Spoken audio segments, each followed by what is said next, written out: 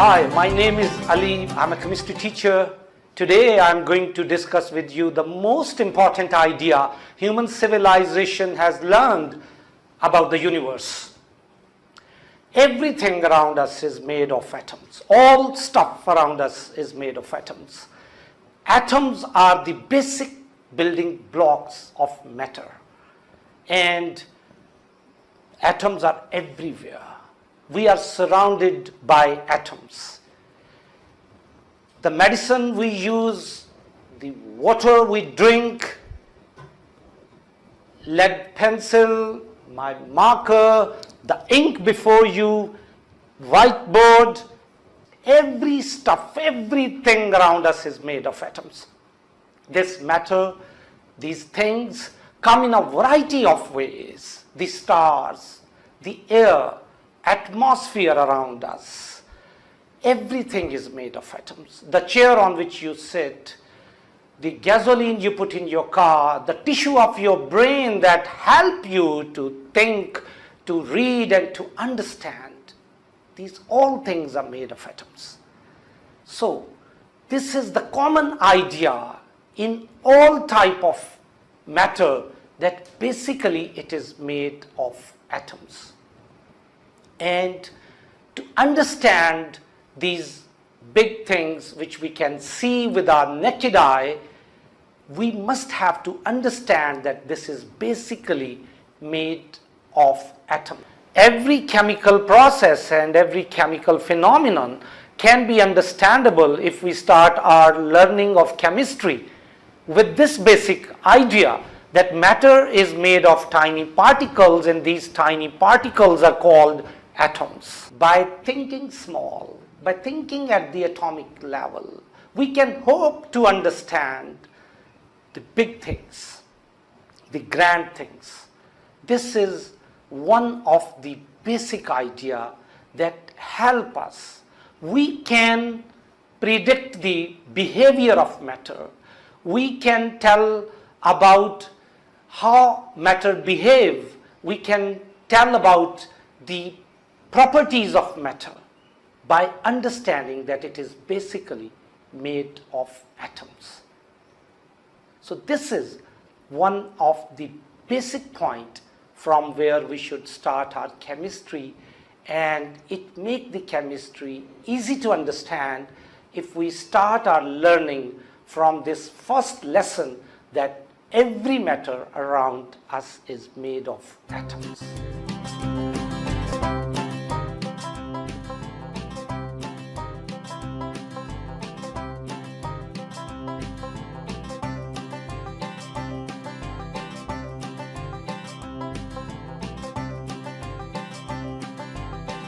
Hi, my name is Ali. This is my second video on the chapter Particulate Nature of Matter. I just like to give you the review of the core concept of my first video and would like to connect it with my second video. In my first video, I discussed with you that all stuff, anything around us, all matter is made of tiny particles, and these tiny particles are called atoms. And in the second video, I am going to discuss with you the kinetic particle theory of matter. So kinetic comes from Greek word, means moving.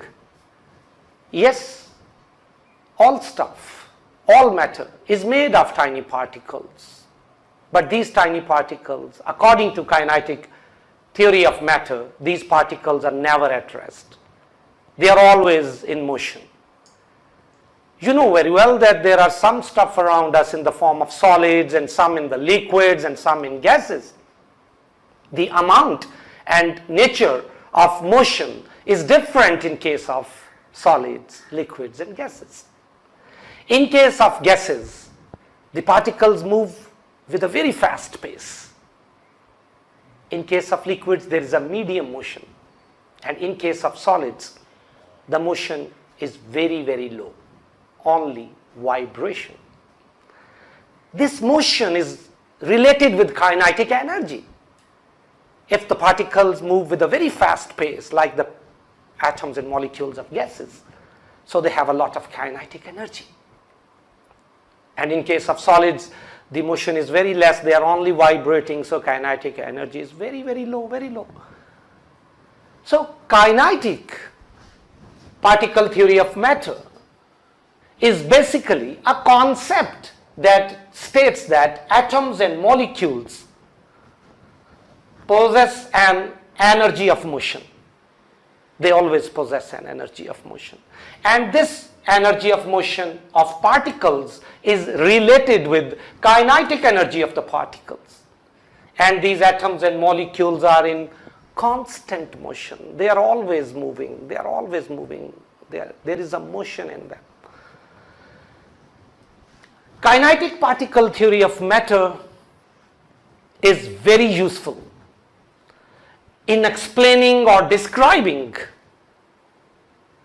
the forces between atoms and molecules, the forces of attraction between atoms and molecules. And the second concept, which is explained very successfully from the kinetic particle theory, is that energy possessed by these particles and the effect of the temperature on the particles and the effect of pressure on the particles. So I like to repeat these points, that kinetic particle theory is very useful in explaining and in describing the forces of attraction between the particles and the energy possessed by these particles. Then the effect of temperature on these particles, effect of pressure on these particles, whether they are solids, whether these particles are in the form of solids or in the form of liquids or in the form of gases. This is highly useful theory. It explains a lot. There are a lot of processes and lot of phenomena which depend upon the understanding of the kinetic particle theory. The states of matter in itself can be explained from the kinetic particle theory. And the changes in the state of matter can also be explained by the kinetic particle theory. The melting point, the freezing point, boiling point, condensation, density, then vapor pressure, evaporation, surface tension, viscosity, all these physical properties. There is a very big range of the physical properties.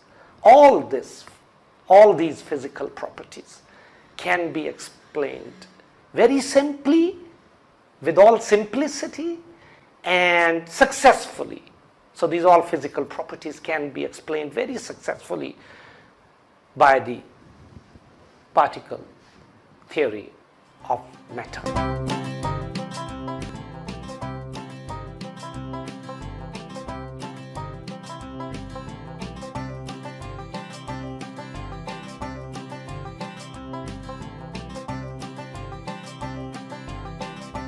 I like to explain it further, that state of matter and changes in state of matter depends upon the balance between two factors. The number one factor, forces of attraction between the particles.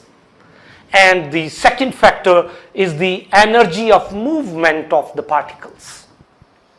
Now this is very important. This is very important to understand these two factors, to understand the effect of this and the explanation of the kinetic particle theory of matter on all the physical properties like melting point, boiling point. Actually, these two factors, factor 1 and factor 2, these two factors are conflicting with each other. These two factors are rival to each other. They are against each other. These two factors are fighting against one another, and they are contending against one another. They are contending factors. I like to illustrate this. For example, when the forces of attraction between the particle is very, very large, very high, they will attract each other. When they will attract each other and the forces of attraction between the particle is very, very high, it means they will come closer, naturally, obviously, they come closer. When they will come closer, they are attracting each other. There is less freedom for movement because they are attracting each other. They are more closely packed and they are attracting each other. So there is less freedom for their movement. When the movement is less, it means movement is always related with the kinetic energy. If the movement is less, kinetic energy is less. When kinetic energy will be less, it means that they cannot move so much. So this is under the effect of the forces of attraction between the particles. For example, the best example is in case of solids. They are closely packed and they are very nearby, and the forces of attraction between them is very, very high. Less freedom for the movement, less chances of their movement, and less kinetic energy possessed by the particles of the solid. But if you go towards the second factor is about the energy of movement. If the energy of movement is very high, if the particles possess a lot of energy, they move. When they move, they go away. And when they go away, it means the forces of attraction will be less because they are far away from one another. And when they go so far away, they cannot attract each other as much as in case of solids. I'm talking about relatively. And it means that they go away, they have a lot of energy, they show more movement, there is more movement by the particles, and of course, when there is more movement, movement is always related with kinetic energy, more kinetic energy, and this condition, these all points are more related with high temperature. When you give high temperature, particles will gain energy. When particles will gain energy, they will move very fast and they go away, and all this will happen. So all this will be more related with high temperature. So high temperature condition can give all this. For example, in case of solids, when you have solids and the particles are so closely packed together, when you give high temperature to them, they will gain more energy and they will move faster. When they will move faster, they go away. When they go away, it means that their kinetic energy will be more and more. So, with high temperature, the solid will change itself into liquids, and then it will slowly, gradually go towards gases. But in case of all these conditions, all these factors, all these points are more related with high pressure, and all this will be more applicable with high pressure condition. When there is a high pressure, particles come closer. When they will come closer, they will attract each other. For example, in case of gases, when the particles are so far away, when you apply high pressure, and they will come closer, and when they will come closer, they will attract more. When they will attract more, so all these factors will be more applicable under high pressure. So I want to repeat my point that no doubt in it that these two factors are contending against each other, these two factors are conflicting, but all these points will be more applied under high pressure, and all these points will be more applied and will come out, and we can observe them with high temperature.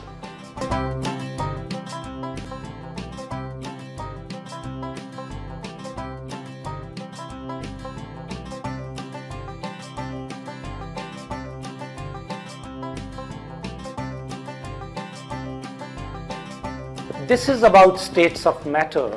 solids, liquids, and gases. The basic kinetic theory model tells us about solids, liquids, and gases and its behavior. This theory tells us that matter is made of tiny particles, and these tiny particles are not at rest. These are moving particles. But the nature of motion in these particles is different in case of solids, liquids, and gases. But how and why the nature of motion is different in case of solids, liquids, and gases, this I want to show you with the help of model of solids, liquids, and gases. First of all, I want to show it from the model of solids. You see that the solids particles are so closely packed together. They are rubbing their shoulders with one another. They are so close.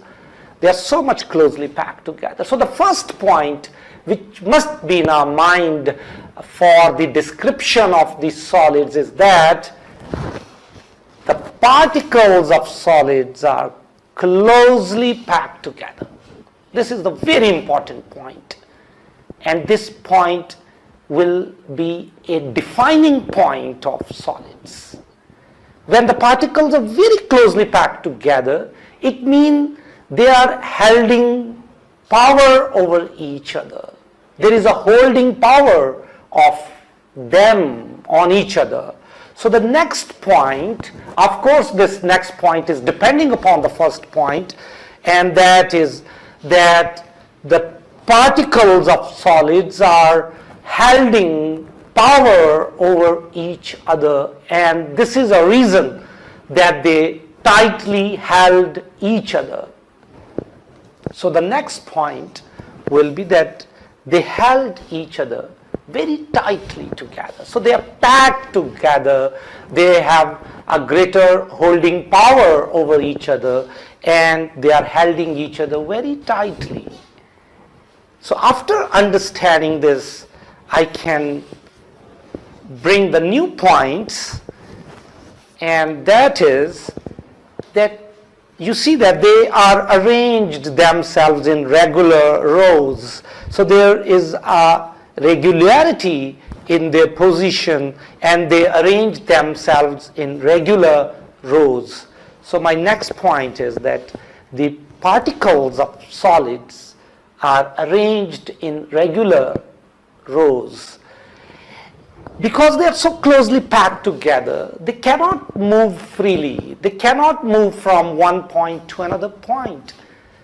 There is no free movement in case of solids. The only type of motion is the vibration. And this is a reason that my next point is that the particles of solids are vibrating about their fixed position. Just like I am at my disposition, and if I am still moving, this is the type of motion, but my position is still fixed. So is the motion made by the particles of solids, that they remain in their fixed position and they show the vibration type of the motion. So with all this understanding, we can say that these solid particles are closely packed together, so they must have fixed volume. So their volume must be fixed. And because they are closely packed together, they are holding a strong power over each other, so they cannot move freely. So obviously they have fixed shape. So their shape will be fixed. So they should have a fixed shape. So this is about solids. And you see that the one point logically leads us to the next point. So we should go step by step, gradually, in the understanding of the solids and the behavior of solids. My next will be about liquids. Of course, the behavior of liquids different as compared to the behavior of solid, and the model of liquid can show it. So this is about the model of liquid. You can see that there are some spaces between them. There are some empty spaces between them. So they are not as closely packed together as the particles of solids. So you see that there are some empty spaces between them. So you can see very clearly that they are not rubbing their shoulders with one another. They are not so much closely packed. Some of the particles are still attached with one another, and some of the particles have some gap in them. So the first point is that in case of liquid, the particles are not closely packed together. So when they are not closely packed together, of course, then there is less holding power, that there is less holding power of one particle with the other particle. So when there is less holding power, naturally my next point is that they are not regularly arranged, because they are not closely packed together, because there is less holding power. So of course this leads us to the next point, that they are not as regularly arranged as the particles of solids. So you see that they are all interrelated. So the one point can naturally lead us to the next point. And the next point is that because they were not so much closely packed, there was not so much greater holding power over one another, so they are not tightly held together. So they are not tightly held together. And next is, they can move about, they can slide past over one another, there can be a motion, they can move from one point to another point. So there can be a sliding past over one another. So there will be a slight motion. You can see they can move from one point to another point slowly and gradually. So the next is, of course, they can change their place. They can move from one point to another point. You see the water flows, and it tells us that water can move, and they have fixed volume. Why they have fixed volume? They have the fixed volume because they are still quite close together. When they are still quite close together and they can slide past over one another, so it means there are some holding power over one another. The particles of liquids have holding power over one another. So they remain close to one another, and this is a reason that they have fixed volume. And they do not have fixed shape. Why they don't have fixed shape? The reason is that they can show slight movement. With that slight movement, they can change their shape. They can change their shape according to the shape of the container. They can adapt themselves according to the container in which we place them.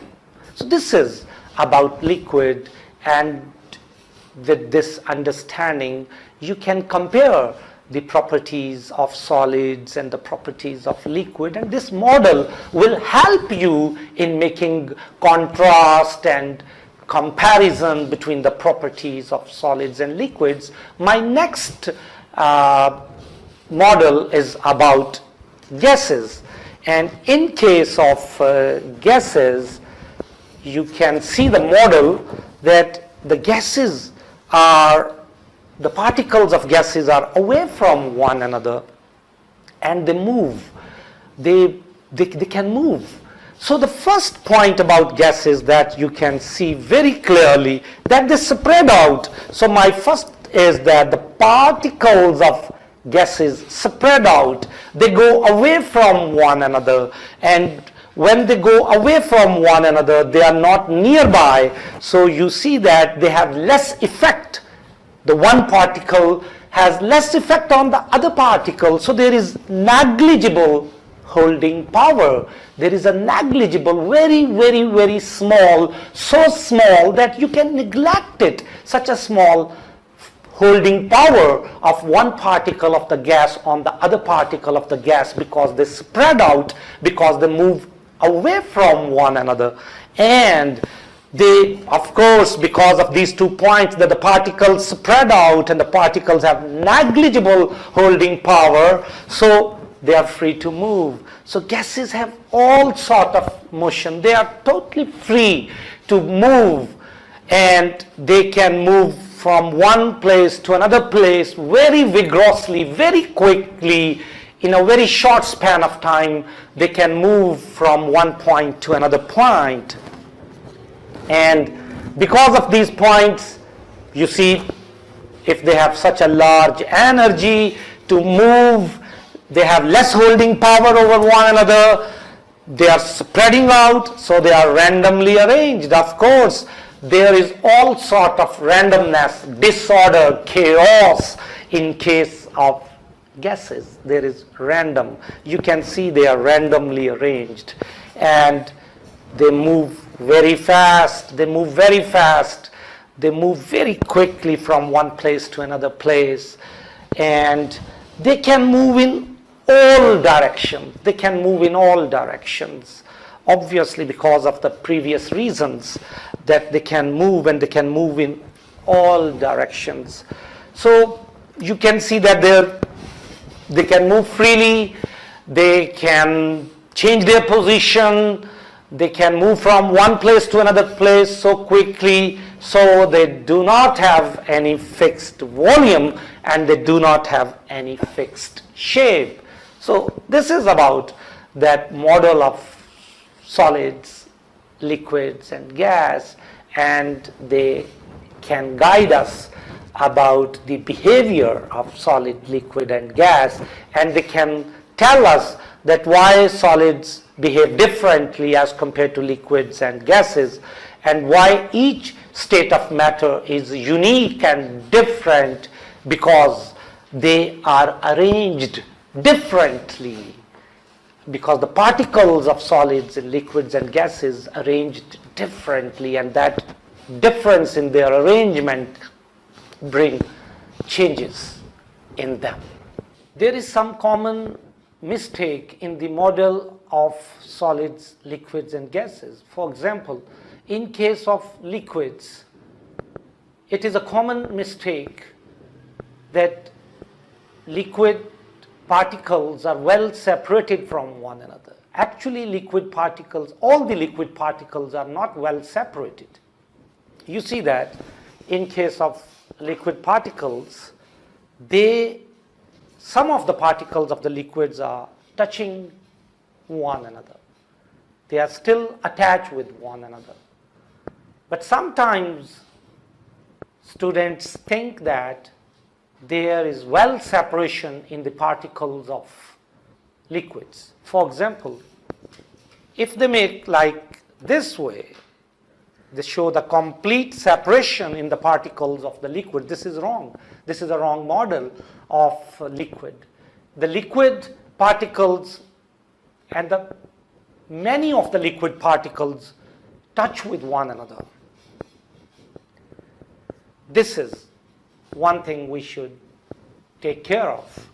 Number two, in case of the particles of the liquids, there is a gravitational pull on them. So there should be a tendency that they should show the gravitational pull on them. For example, in this case, the gravitational pull is shown, but in this case, there is no sign of gravitational pull. So we should take care of these 2 points, that all the particles of liquids are not well separated from one another, and there should be a gravitational pull signs on the particles of liquid. And in case of gases, the gases must be arranged randomly. There must be a chaos in them, a disorder. So this is the right way. But if we show the particles of gases like this way, so they are so neatly arranged and orderly arranged, this is wrong. So we should take care of, because in exam this is asked to show the model of gases, liquids and solids according to the kinetic particle theory. So we must take care of these things.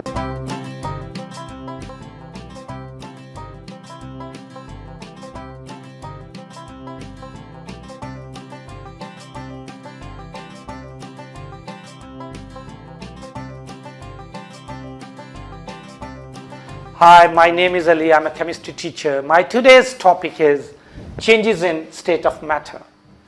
The changes in state of matter, for example, solid into liquid and liquid into gas and back, gas to liquid and liquid to solid, can be possible. All these changes in state of matter are associated with energy changes, and energy changes can be caused by heating or cooling. Basic principle, the core concept behind the changes in state of matter is kinetic particle theory. According to kinetic particle theory, all matter, whether it is solid, liquid or gas, is made of tiny particles, and these tiny particles are not at rest, they are in motion. And the motion is different in case of the particles of the solid moves differently as compared to the particles of liquid. And the particles of gas move differently. The basic principle, the core concept behind kinetic particle theory is that there is forces of attraction between particles.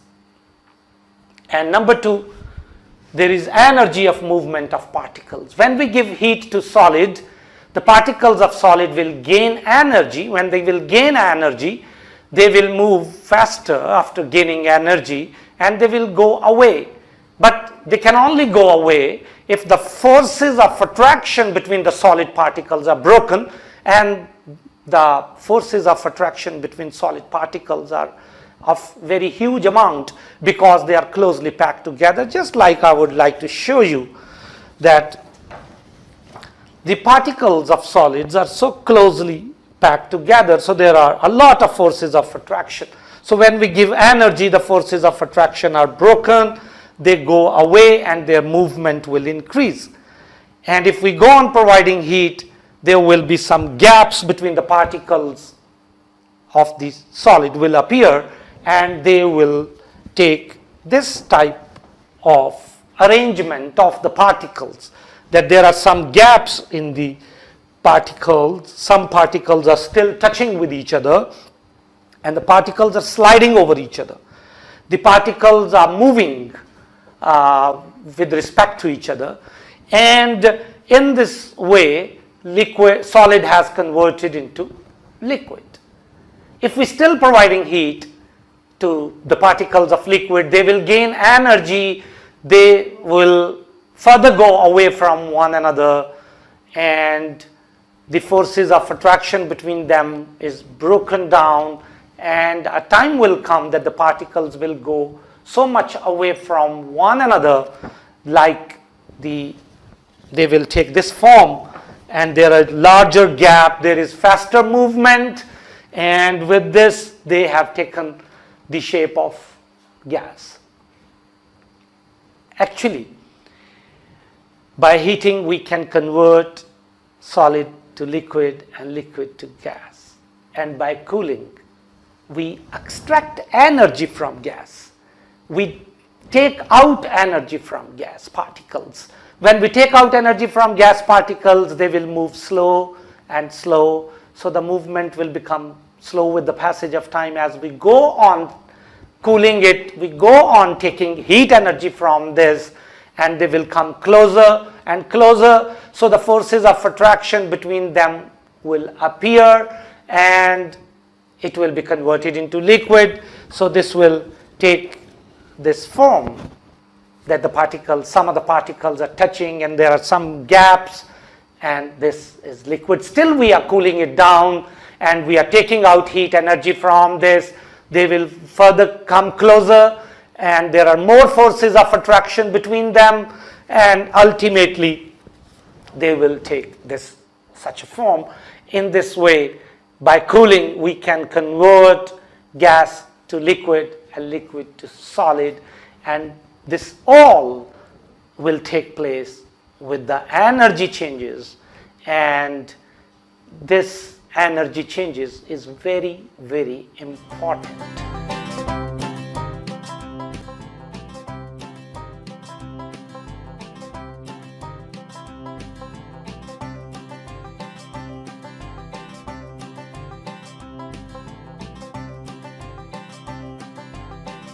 So I am going to discuss the name of the different processes involved in changing one state of matter into another state of matter. For example, when we heat, on heating, solid converts into liquid. That is called the melting. And the temperature at which solid converts into liquid is called melting point. So, just to illustrate my point, so when we heat solid, it converts into liquid. For example, on heating, ice can be converted into liquid water, and that takes place at 0 degrees centigrade, and that temperature at which the ice converts into liquid water is called the melting point. And the next is freezing point. It is the reverse of melting point. When we cool down liquid water, it converts into ice. That is also 0 degrees centigrade. So sometimes it is confusing that the melting point of ice into water is 0 degrees centigrade, and the freezing point is the liquid water into ice is at 0 degrees centigrade. It is just the matter of the change of direction. Actually, it is the matter of direction. When we convert solid into liquid, it is melting, and we convert liquid into solid, it is freezing. The temperature for the same material, for the same kind of atoms, for the same kind of molecules, the temperature will always same. So the melting point for the pure substance is always fixed and same. So if the melting point is fixed, it tells us purity of the material. And melting point and freezing point are reversed to one another. The next is the boiling point. When we provide heat to liquid, on further heating, liquid can be converted into gas. For example, liquid water can be converted into steam, and the temperature at which it takes place is called the boiling point. The condensation is the reverse of it, in which we cool down a gas, and gas is converting into liquid. Again, if this is pure, it is having the fixed boiling point. So the purity of the matter can be confirmed by boiling point. Also,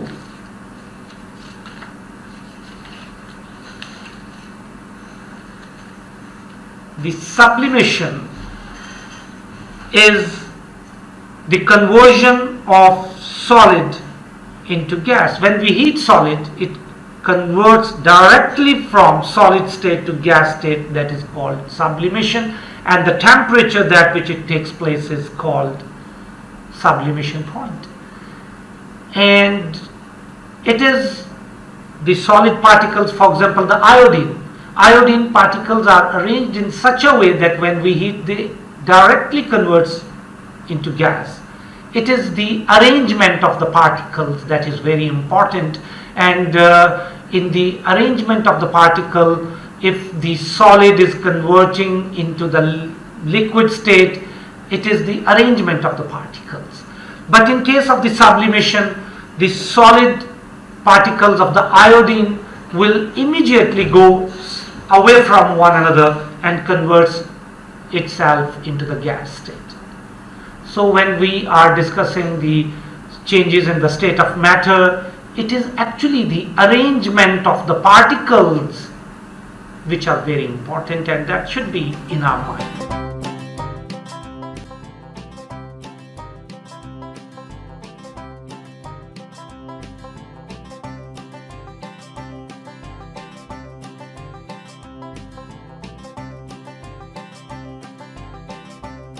These all changes can be summarized or can be epitomized on one page, and that give us simplicity and ease or facilitate us to understand all these changes in state of matter.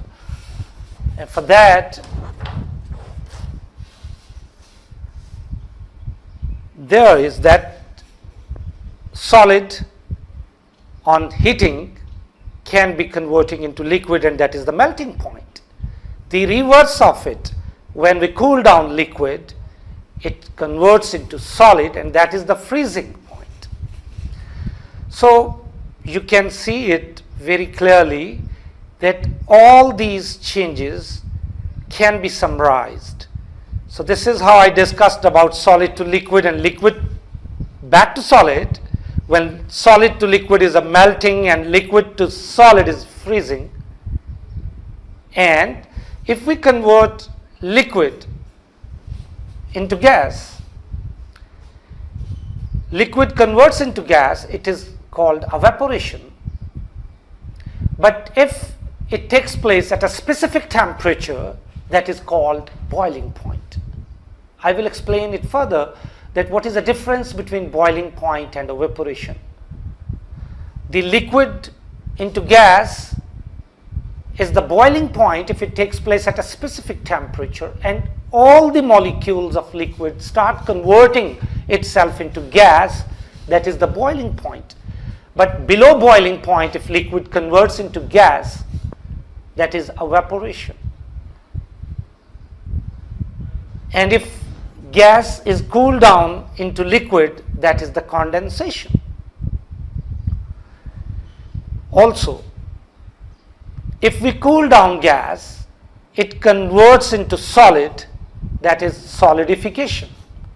But if we heat solid, and on heating solid is directly converting itself into gas without converting into liquid state, that is called sublimation. So this, I like to illustrate more that, for example, in case of iodine, in case of ammonium chloride,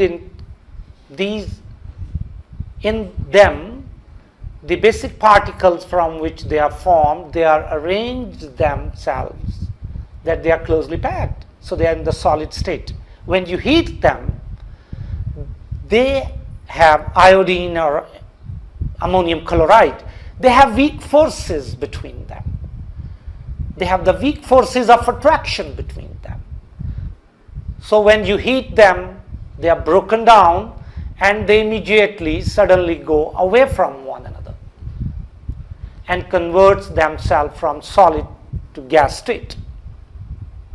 And if on heating, solid converts into gas directly without converting into liquid state, that is called sublimation.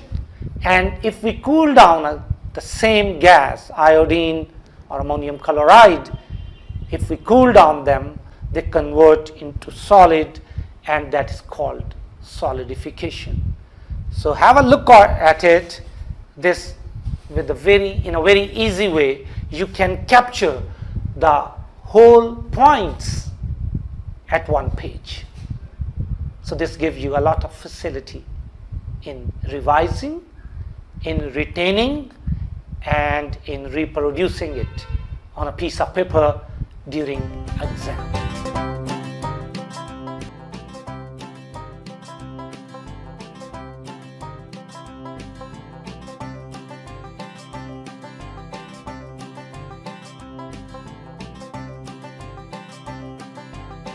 All these changes in state of matter can be put on one place, and that is the heating curve.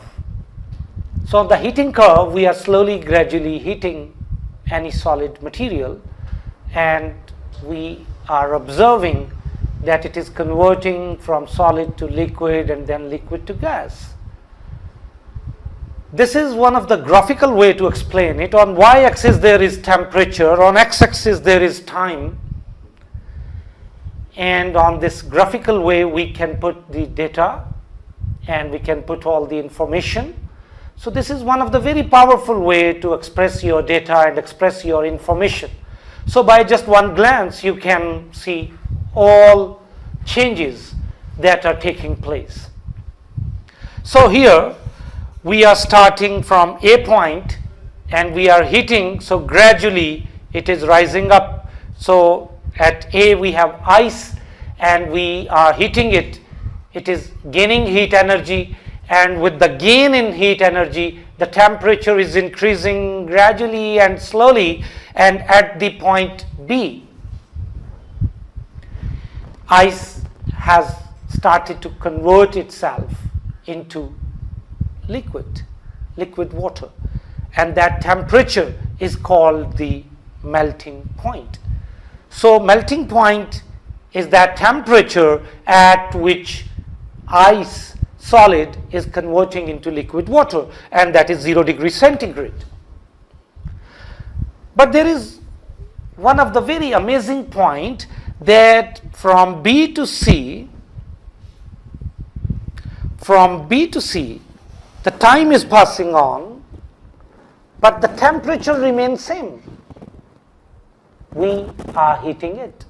We are providing heat to it. But why the temperature remains the same?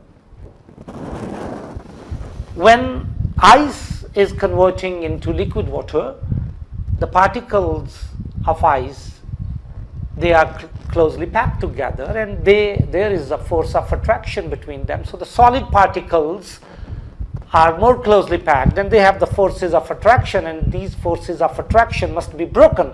So during that time span, all the heat energy is basically utilized in breaking down the forces of attraction existing between the particles of solid. When all the particles of solids have been converted into liquid, then the temperature will start rising, and the thermometer can sense it.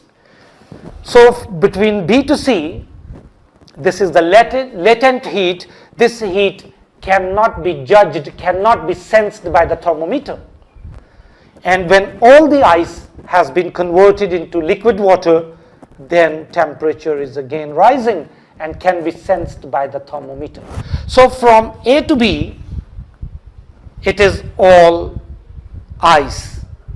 It is gaining heat. From B to C, ice is converting into liquid water, and between B to C, ice and liquid water both are coexisting. From C to D, basically it is all liquid water. So liquid water is gaining heat energy, and at the point D, the temperature has reached 100 degrees centigrade, and at this temperature water started to boil and is converted into steam. So between D to E, it is the liquid water which is converting into steam. The liquid water is converting into steam, and the steam and liquid water both coexist between D and E. And again you can observe that between D to E, the heating is providing, but the temperature is not increasing. again it is where the change in state of matter take place, because in liquid water there are some forces of attraction, and these forces of attraction are basically broken down. So here between D to E, all the heat energy is basically utilizing, is breaking down the forces of attraction existing in the water. And till the point E, all the water has been converted into steam, and from E to F there is all steam, all gas, and that is gaining heat energy, and it can be sensed by the thermometer. So from point A to B, it is all ice. From point B to C, ice is melting, and ice and water, they coexist. From point C to D, it is all ice has been converted into liquid water, and from point D to E, water boiling and liquid water and steam both coexist. And then point E to F, it is all steam. So remember, when there is a change in state of matter, temperature will remain at a fixed point. Actually, where the heat is going, that is an exam question. Basically, the heat is utilizing in breaking down the forces of attraction existing there and all the heat energy is basically utilizing in bringing a change in one state of matter into another state of matter and breaking down the forces of attraction in the state of matter.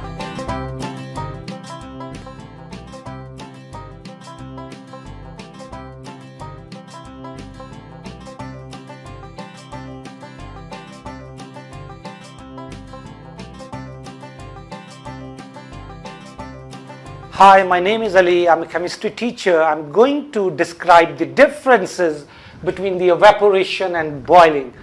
And there is a need to describe the differences between evaporation and boiling, because in case of both of them, the conversion of liquid into vapor will take place. For example, in evaporation, there is a conversion of liquid into vapor, as well as in case of boiling, there is a change of the liquid into vapors. And we describe evaporation that it is a slow process. There is a conversion of liquid into vapor, but it is slow process, gradual process. And this takes place at the surface of the liquid. Some of the particles at the surface of the liquids gain energy from some external source, and they go away from the liquid surface. The particles of the liquids are nearby each other, and they are attracting each other.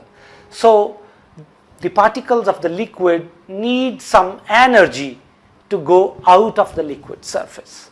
So some of the particles gain energy and they go away from the liquid surface and say goodbye to their neighbor particles. And this will take place at room temperature. The evaporation takes place at room temperature.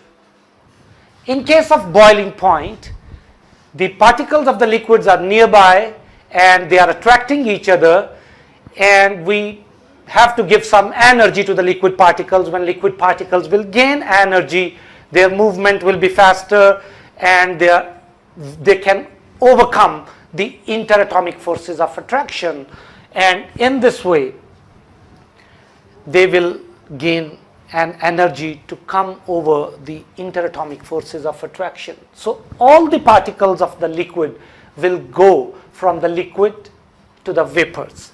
And so this is a very fast process, and this takes place at a fixed temperature. For example, the boiling point of water is 100 degrees centigrade. So at 100 degrees Celsius, all the water molecules present in the container will start converting into vapors, and all the particles will stand up to go from liquid state into vapor state. But same case of water, even at a room temperature, the sum of the particles of the liquid, some of the particles, some of the water molecules will convert into vapors even at room temperature. And of course that will be a slow process, and that is evaporation. So when water converts into vapor even at a room temperature, that will be evaporation. It is a slow process. It takes place at the surface of the water molecules, and it may take place at room temperature. And when the liquid water is converting into vapors and it is boiled, it means all the particles will convert into steam, and it will take place at a fixed temperature, 100 degrees Celsius, and it is a fast process.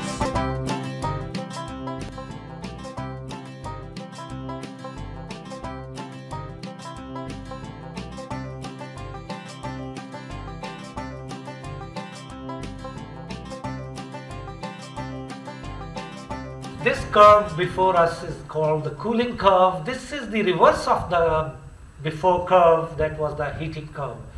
Here we convert gas into liquid, and on cooling, liquid is converting into solid. So we take a very common example, water. So we started from steam. So we cool down steam, and steam is converting into liquid. As before, on y-axis there is temperature in degrees centigrade, on x-axis it is time in minutes, and at the point F we are taking start, it is steam, we are cooling down, we are going down this time, the temperature is going down. So from point F, which is steam, we are cooling down, and steam temperature is falling down, heat is extracted out of it, heat is driven out, and at point E, steam is converted into liquid water. So from point E to D, steam and the liquid water both are coexisting. The temperature at which steam is converting into liquid is called condensation point, and between E and D, both of the state of matter, steam and liquid coexist. And you see that from point E to D, the time is passing on, but the temperature remains same. Again, it is the change in the state of matter. When one state of matter converts into other state of matter, the temperature remains same, and that is the latent heat.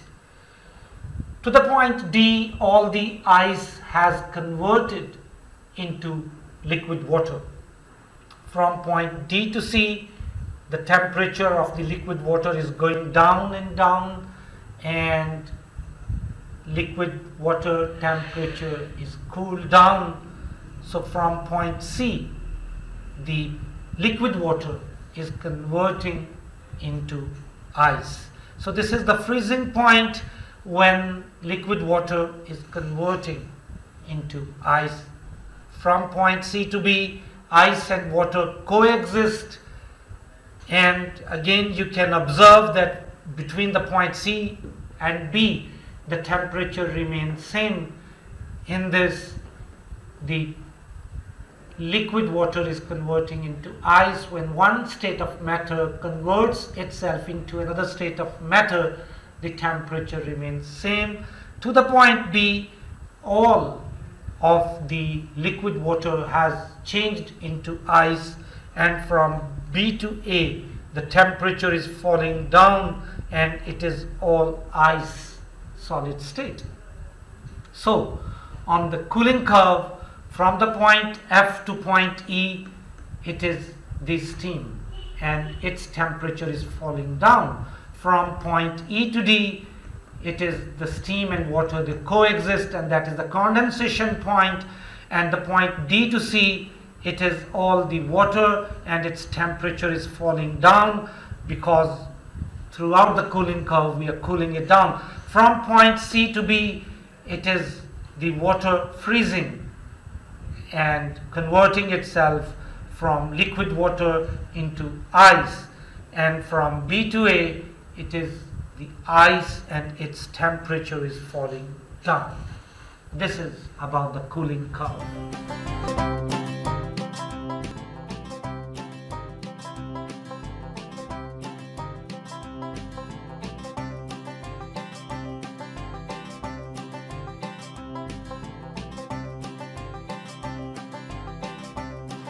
Hi, my name is Ali. I'm a chemistry teacher. My topic is evidence for the particulate nature of matter.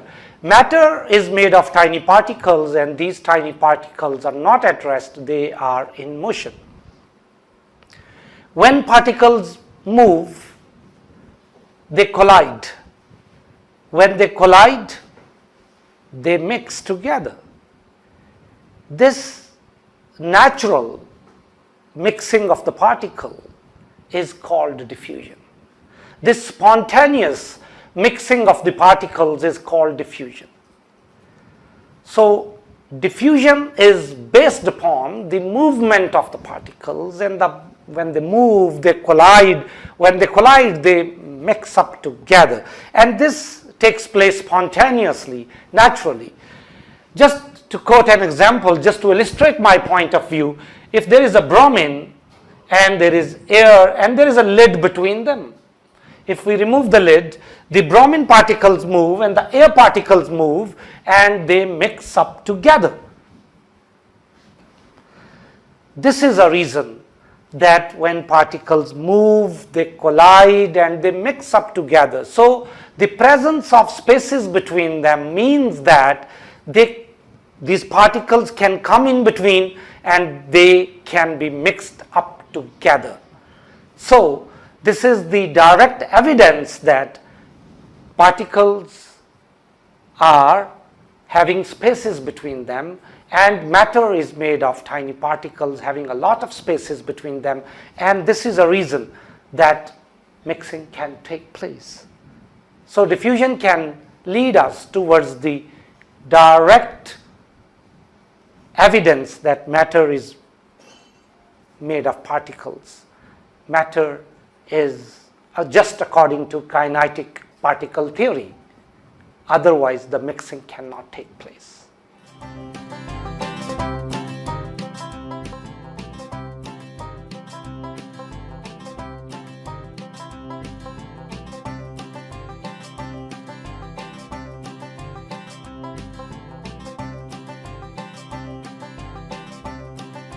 We are discussing about examples of diffusion. The first type of the examples of diffusion are gases in gases. Gases in gases, there are many examples, out of which few I have written here. For example, perfume spreads quickly in a room and can be sensed at a distance. Similarly, cooking aromas from the kitchen spreads in other rooms. For example, if someone is upstairs and the food is being cooked in the kitchen, it is not long before that some of the food molecules reach upstairs and one may feel about the food being cooked in the kitchen. Also, fragrance of flowers spreading in the garden. So these common examples of everyday life which we observe in our everyday life, that is gases in gases. Also, the second type of example I selected, solids in liquids. These are also very common. The color of the tea or coffee grains when added to boiling water is seen to be spreading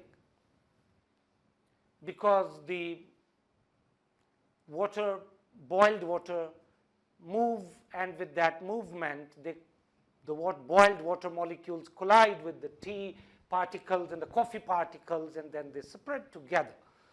Similarly, the color of the powder milk when added to water is seen to be spreading. Again, because of the water molecules move and they collide with the powder milk, and with these collisions they mix together. Also, KMnO4 crystals in water. So the water, and there is a crystal of KMnO4, water collide with the crystal, and slowly, gradually, the water molecules when collide with the particles of KMnO4, they slowly, gradually spread. Here there is a point I would like to say it, that gases, the movement of gases is faster as compared to the movement of the solid particle and the movement of the liquid particle. So the diffusion, the rate of diffusion in case of gases is faster as compared to the rate of diffusion in case of the water with the crystal. So we have already discussed that diffusion is depending upon the movement of the particle. Faster the movement of the particles involved in the diffusion process, the faster will be the rate of diffusion. And one thing I would like to discuss, that here in chemistry in this chapter, diffusion is used in the explanation of kinetic particle theory. So that simple definition that diffusion is the movement of the particles from high concentration to low concentration is not enough. It is better advisable to discuss diffusion here as the explanation of the kinetic particle theory, that matter is made of tiny particles, and these tiny particles move. When they move, they collide. When they collide, they mix. Such a spontaneous mixing is diffusion. So this is more illustrative, explaining and describing the kinetic particle theory.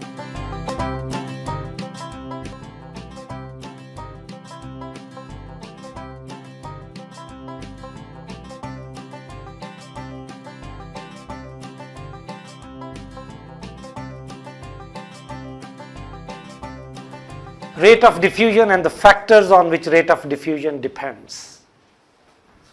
So they are the temperature and molecular mass of the particle. So first of all, I'm going to discuss with you the temperature on which the rate of diffusion depends. We know that in case of the diffusion that the particles move and they collide, and when they collide, they mix. And such a spontaneous mixing is called diffusion.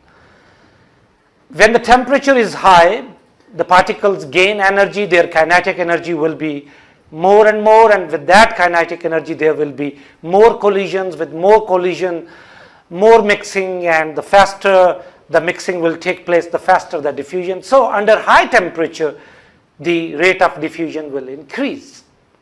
For example, water and the coffee. If the coffee is mixed with the water, the temperature of the water is at a room temperature, the diffusion will take place. But if we take boiled water, the rate of diffusion will be faster, and the coffee will mix in the boiled water faster than the room temperature water.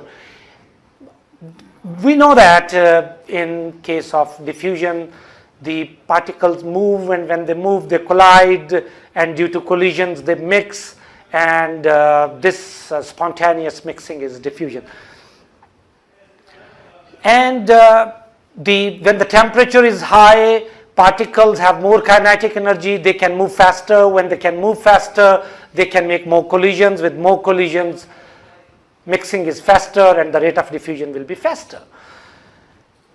For the second case, the molecular mass of the particle, the lighter particles can move faster. When the lighter particles move faster, they can mix faster, they can make more collisions, and can mix up quickly and show the higher rate of diffusion as compared to the heavier molecules.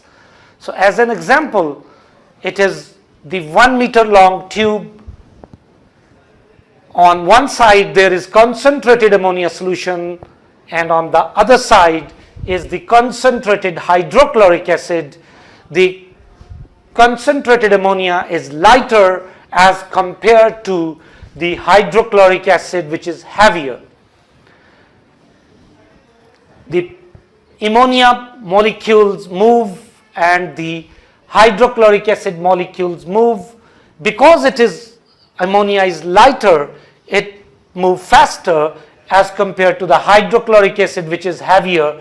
So ammonia molecules cover 60 centimeter distance, and hydrochloric acid molecules cover 40 centimeter distance, and white solid ring is formed of ammonium chloride.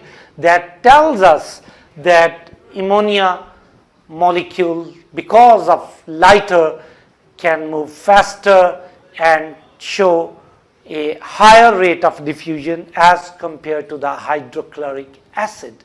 So this was about the particulate nature of matter. As a summary, I can recap the points we discussed in this chapter. The basic idea we discussed in this chapter, that matter is made of tiny particles, and these tiny particles move. The rate of movement is different in case of solids, liquids, and gases, but these, whether it is solid, liquid, or gas, they are made of particles and they have some empty spaces between them. So matter is not continuous. Matter is grainy, and matter always takes the form of particulate. So this is my primary objective in this chapter. We collected the data and I discussed with you that matter is grainy, matter is not continuous, matter is in the form of tiny particles with some empty spaces, and therefore different processes and different phenomena occurred before us, and this is all we discussed in this chapter. Particulate nature of matter is the basic and first theme of my chemistry, and it is the core concept and the central point of my chemistry discussion, and this is the first cardinal principle of chemistry, that all matter, all stuff, everything around us is made of atoms, is made of tiny particles which we call atoms, and they are not at rest. They have some empty spaces between them. These matter is not continuous. Matter is grainy. Matter is in the form of tiny particles with some empty spaces and is not continuous.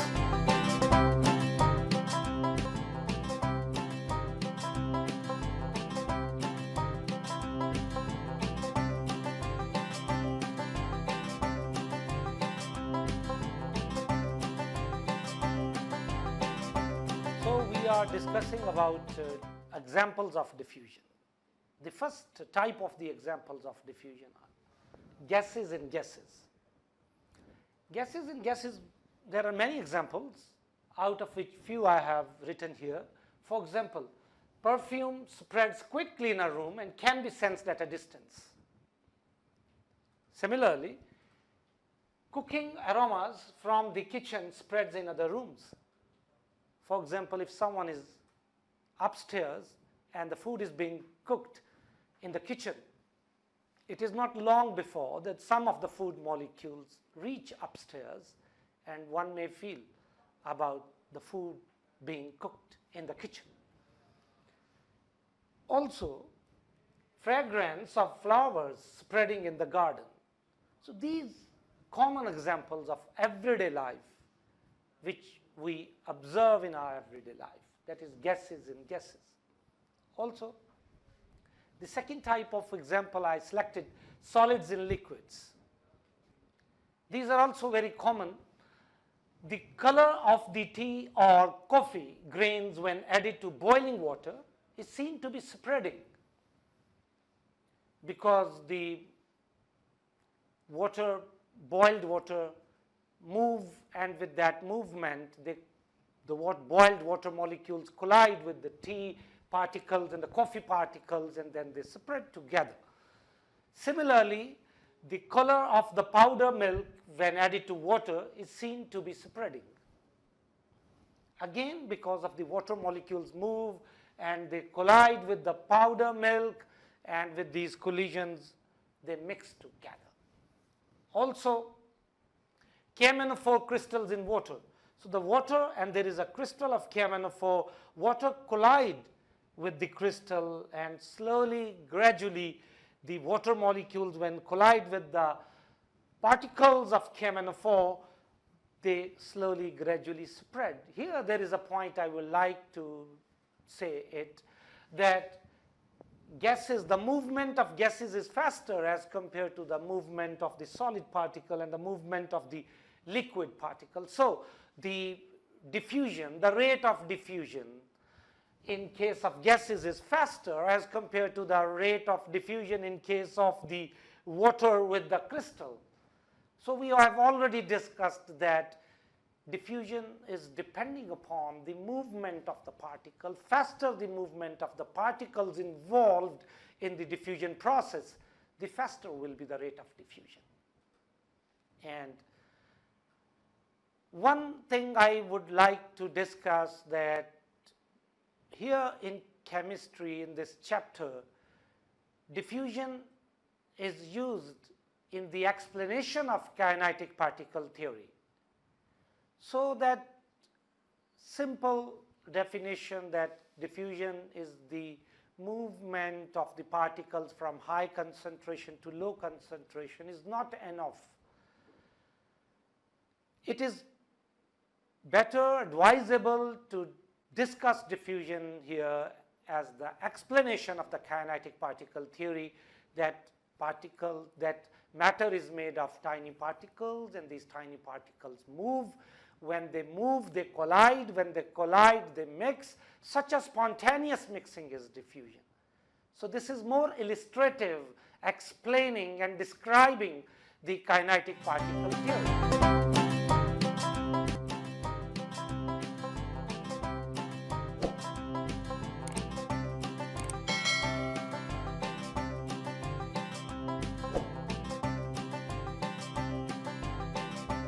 So the periodic table is before us, and you can view it. These are the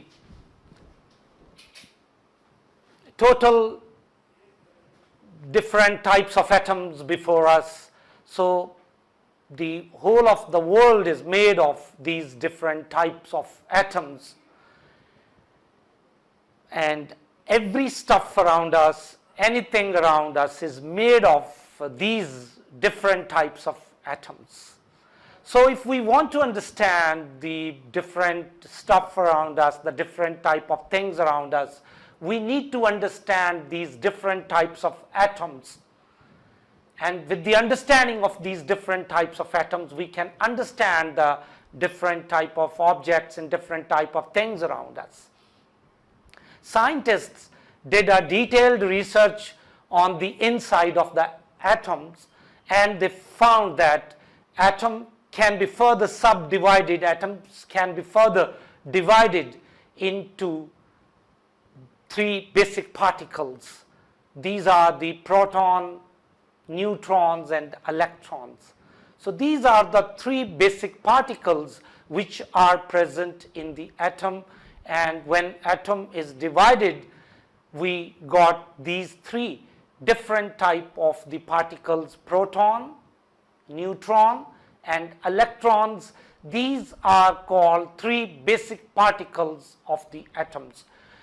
So these different type of atoms around us have different number of protons and electrons in them.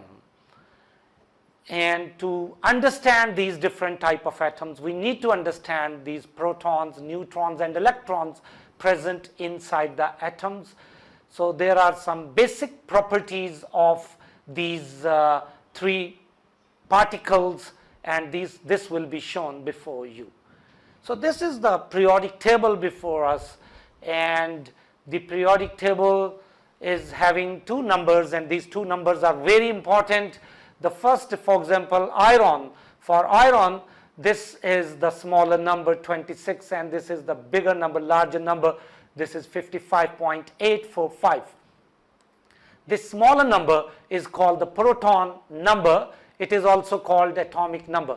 And this bigger number is the nucleon number, and this is also called atomic mass.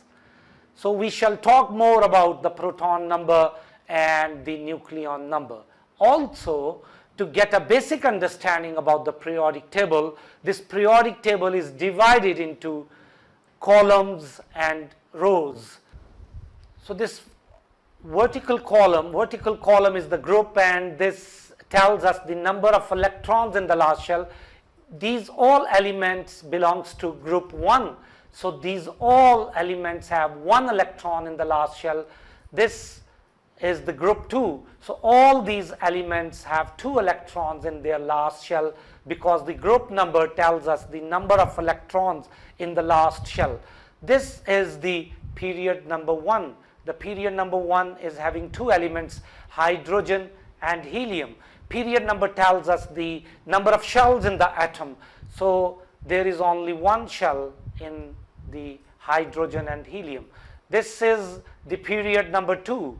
So for lithium to neon, these all belong to period number 2. So period number tells us the number of shells in the atom. So these all have 2 shells in their atom. So this is the period number 3. So period number 3 means from sodium to argon, these all have 3 shells in the atom. So this is a view of the periodic table before us. Periodic table gives us a lot of information, a number of informations we can extract from the periodic table: the group number, the period number, the nucleon number, and the proton number. And I would like to suggest that we should consult this periodic table again and again, and we should try to get as many information from the periodic table and from the elements of the periodic table as it is possible. The more you will be expert of extracting and taking out information from the periodic table, the better. And we need periodic table in the examination hall as well as in our everyday life problem solving time. We need the periodic table, and we need to consult it time and again.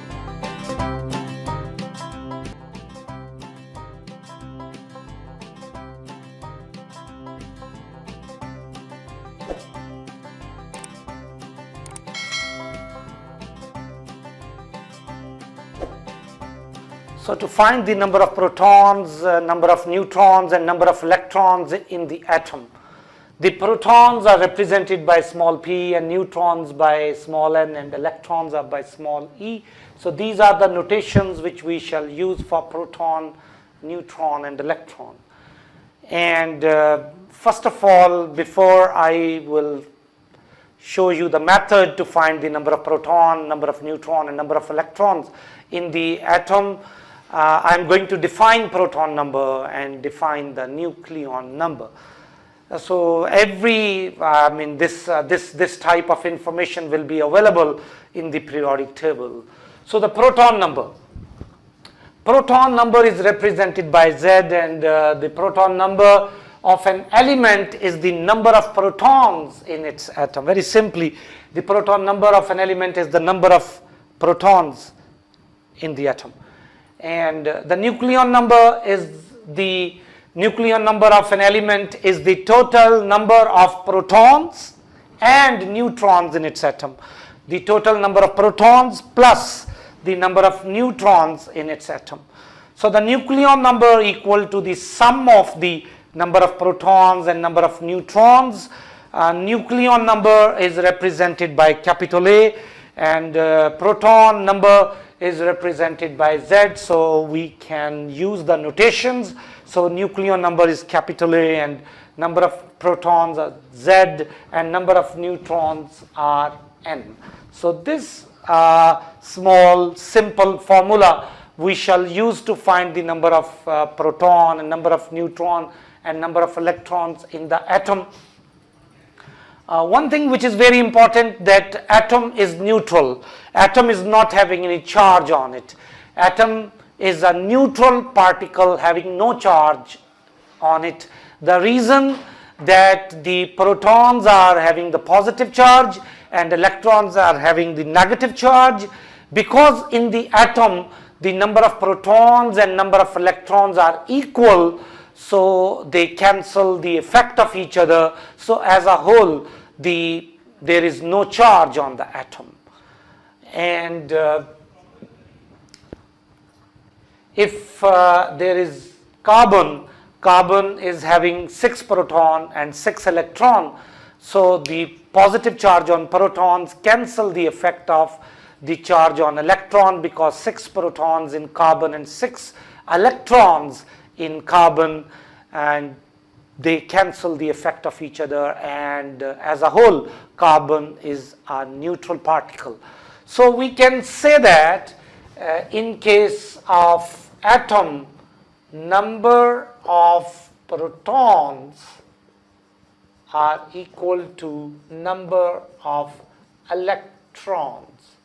So while keeping all this in mind, we are going to select element or elements, and we shall try to find their number of proton and number of electrons and number of neutrons. The first 20 elements are included in our syllabus to find their proton, electrons and neutrons.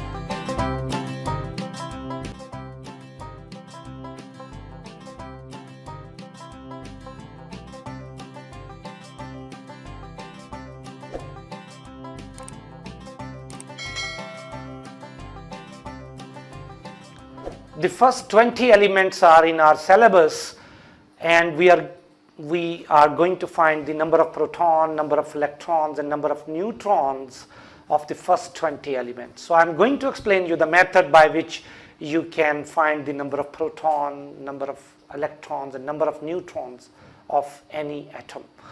And I have already selected some of the elements: carbon, sodium, potassium and calcium. Carbon. There are two numbers with carbon, 6 and 12. The smaller number is the proton number and the bigger number is the nucleon number.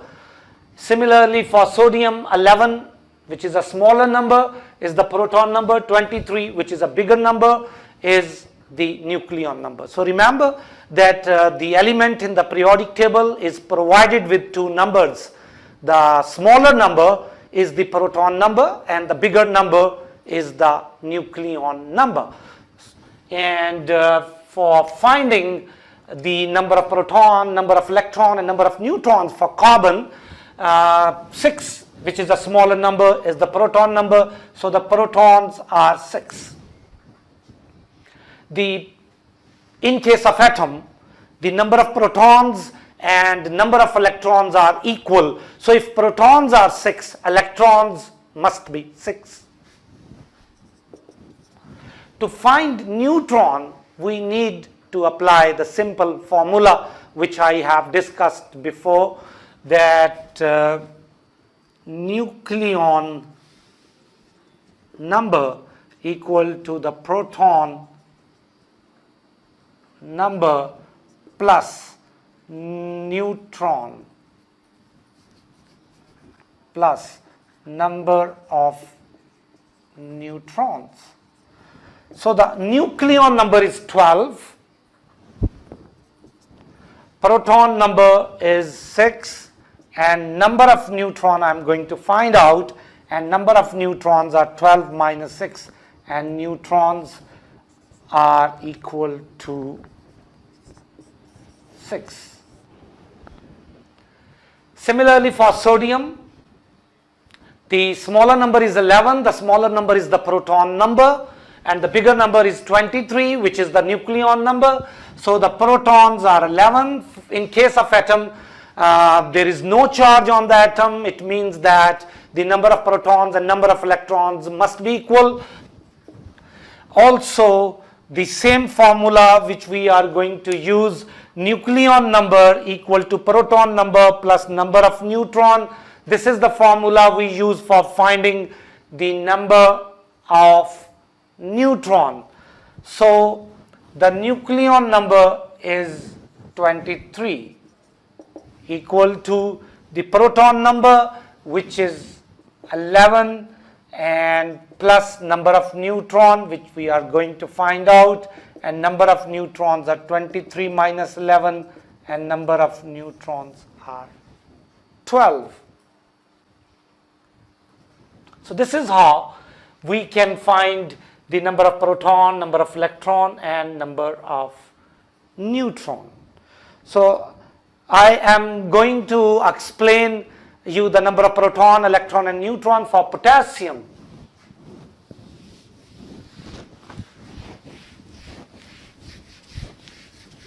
So in case of potassium, the smaller number is 19, which is the proton number. So for potassium, which is 19 and 39, protons are 19.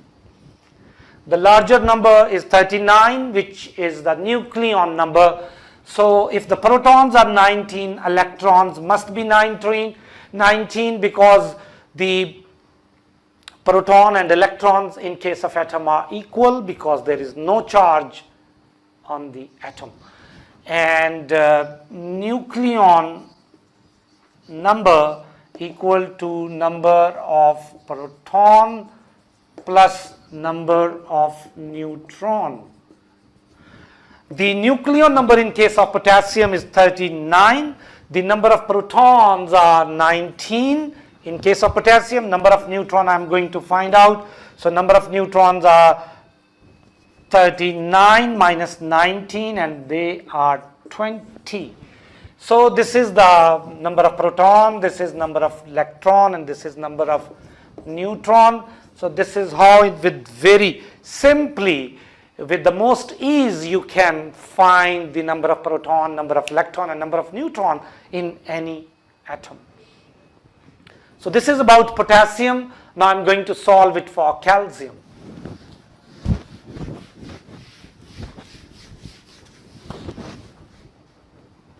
So in case of calcium, it is 20 and 40. So the 20 is the smaller number, 20 is the proton number. So protons are 20. We know that in case of any atom which is a neutral particle, and that is only neutral, otherwise it is not possible. It is only neutral because the protons and electrons are equal. So electrons are 20. And the simple formula we use for finding the neutron, proton number plus neutron number, and the nucleon number is 40, proton number is 20, and neutrons are n. So 40 minus 20, so neutrons are 20. So this is how you have found out proton, electron, and neutrons. So with this you can find the first 20 elements, proton, electron, and neutron. If there will be any difficulty, you can consult me. I will be here to give answers of your question.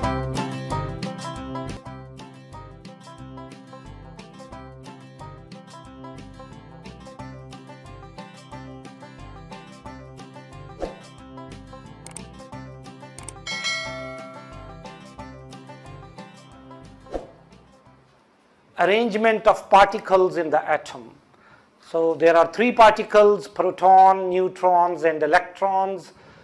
We have just discussed the method to find the number of protons, number of neutrons, and number of electrons in the atom. And we are discussing the arrangement of particles, proton, neutrons, and electrons in the atom. In the center of the atom, we call nucleus, there are protons and neutrons. So protons and neutrons are held tightly packed together in the center of the atom, and this is a very small portion of the atom as compared to the total size of the atom.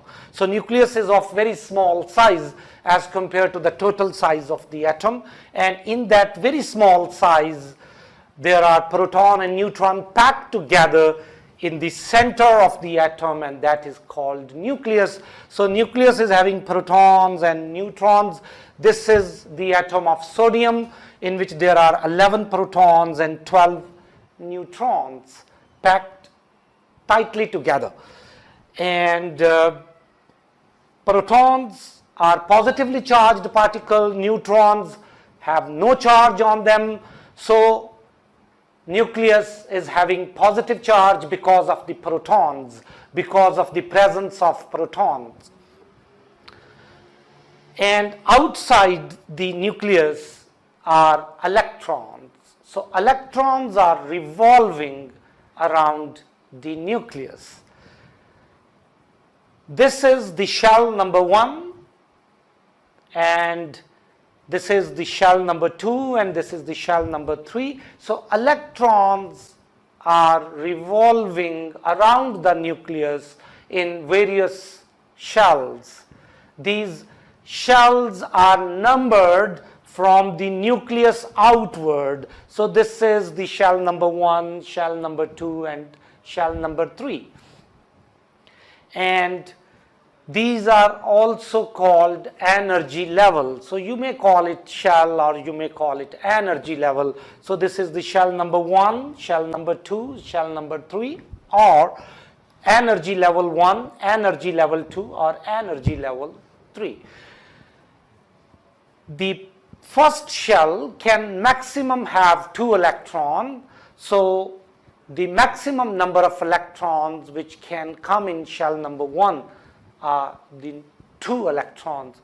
So that is called duplet.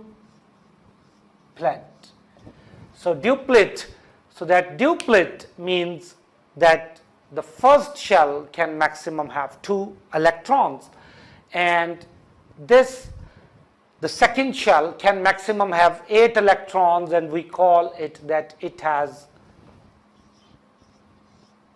octet. So octet means that it can maximum have 8 electrons. The second shell is the shell which can maximum have 8 electrons. So second shell can maximum accommodate 8 electrons. These are called energy levels, and energy level means electrons have a negative charge on it. As electrons have a negative charge on it, so electrons repel electrons because the same charges repel each other. But electrons are attracted by the proton because the opposite charges attract each other. So there are pushes and pulls in the atom. These elementary pushes and pulls are formed in the atom, and electrons are trying to make the forces of attraction maximum, and they are trying to reduce the repulsions. So the maximum number of electrons can come in the first shell are the 2 electrons, and the maximum number of electrons which can come in the second shell are the 8 electrons, so that the repulsions between the electron should be minimum, and electrons will revolve around the nucleus to get the force of attraction from the nucleus. The protons attract electrons. The first shell electrons are near the proton, and there is a maximum force of attraction. With the force of attraction, these electrons have less independence because they are controlled by the proton. They are more controlled by the proton. So the electrons which are near the proton, I mean the first shell electron which are near the proton, have less energy because they are more attracted by the proton, and there is a better force of attraction between the proton and the first shell electron. But if we go to the last shell electron, which are also called valence electron, they are far away from the proton, and the proton is having the least force of attraction on them, having the least control on them, and therefore the last shell electron, valence electrons, have maximum energy, and that is the reason that This is called energy level. So the energy level 1 have less energy. Energy level 2 has more energy as compared to the energy level 1. And the last shell or the valence electron have maximum energy because they are maximum away from the nucleus and from the proton. Much of the chemistry resides in electron, and more than that, chemistry is linked with the valence electron because the valence electrons are far away from the proton and have maximum energy, and they can move from one atom to another atom and can make bonds that we study in our next chapter, that how bonds are formed, how one atom will join with another atom, and all the chemical properties can be determined by the electron's maximum chemistry, and the chemical properties can be determined by the last shell or valence shell electrons.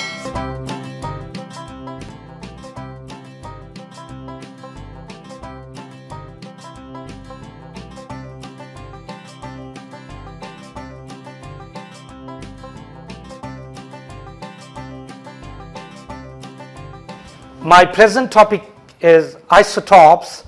Just to relate this topic isotope with the everyday life example and to use an analogy, I am giving you an example. Fruits come in different varieties. For example, mangoes, which is a tropical fruit, come in the market in different varieties. Mango varieties can differ in shape, size, color, aroma, taste, and texture.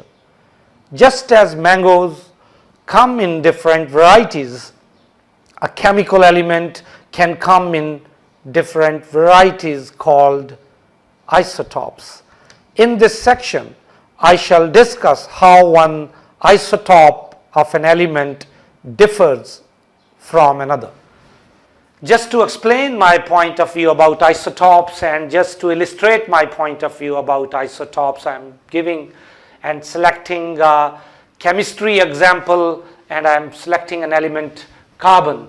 Carbon comes in 3 varieties: carbon 12, 13, 14.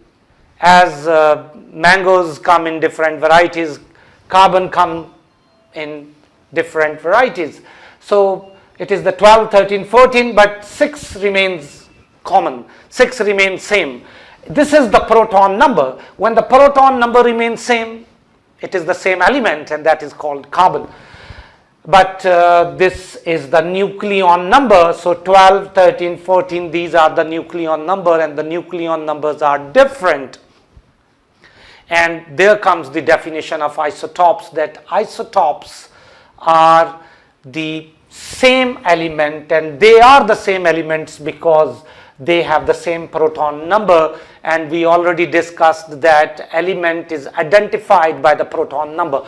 So the atoms of the same element having same proton number but different nucleon number are called isotopes.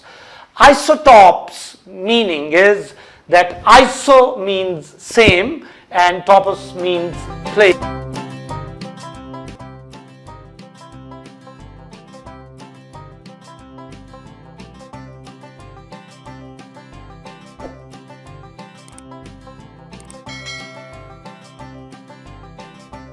Isotopes are the atoms of the same element, and they occupy the same place in the periodic table. So if you look at the periodic table, in the periodic table there is only one place for carbon because it is the same element. So isotopes come from 2 words, isotopes, and iso means same and this means place. So isotopes means occupy the same place in the periodic table. And I like to further explain it that if it is carbon 6 and 12, so 6 means the protons are 6. If the protons are 6, electrons will be 6 because the protons and electrons are same, and the neutrons are 12 minus 6, which is 6. In this case, protons are 6, electrons are 6, and neutrons are 13 minus 6, which is 7. And in this case, the protons are 6, electrons are 6, and neutrons are 14 minus 6, which are 8. So I have given you the number of proton, electron, and neutron with each type of carbon. So they are the different atoms of the same element, having the same proton number but different number of nucleon. You can also say it that atoms of the same element having same proton number but different number of neutrons. So you have already looked at the example of mangoes, that they are the same fruit, that is the same fruit, but it has different properties like shape, size, texture, aroma, all that. Similarly, they are the atoms of the same element with some different properties, with some different characteristics, like the neutrons are different, the nucleon number, they are different. Similarly, nucleon number, when change, the physical properties will change. Nucleon number, the physical properties depend upon the nucleon number. So I like to give you further explanation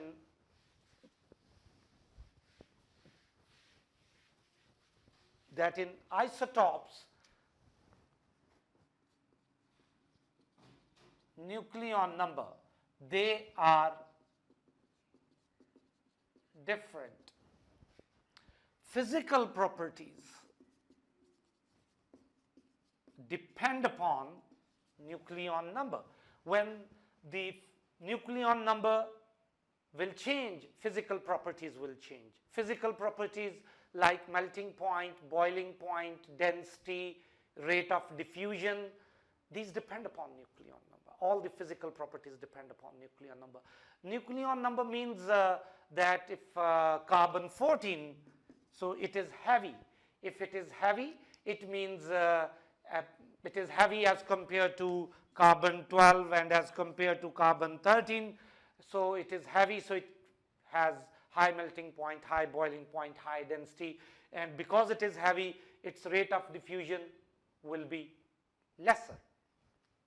For example, if I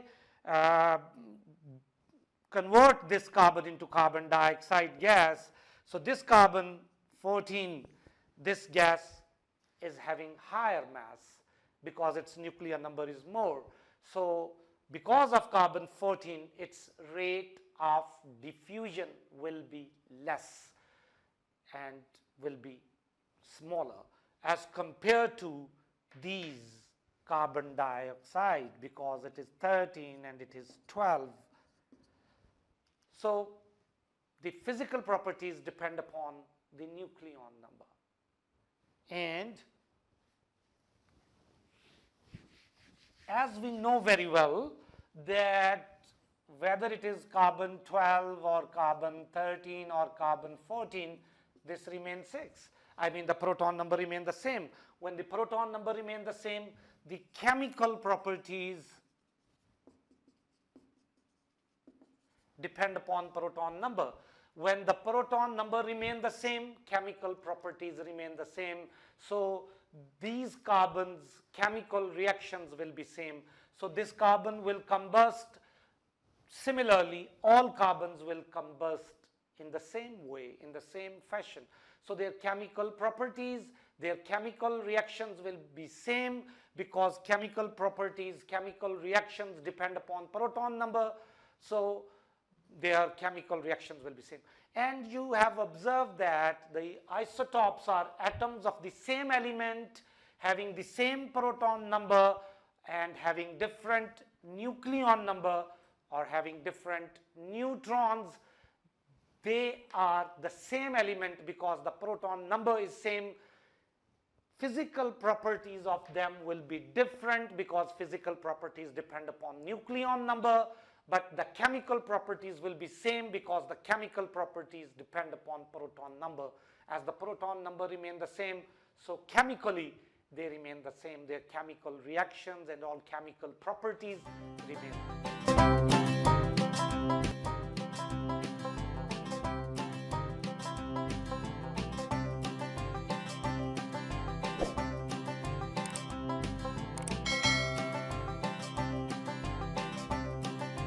This time we are discussing the arrangement of electrons around the nucleus. The arrangement of electron around the nucleus is the electronic configuration. So electronic configuration is the arrangement of electron in various shells around the nucleus.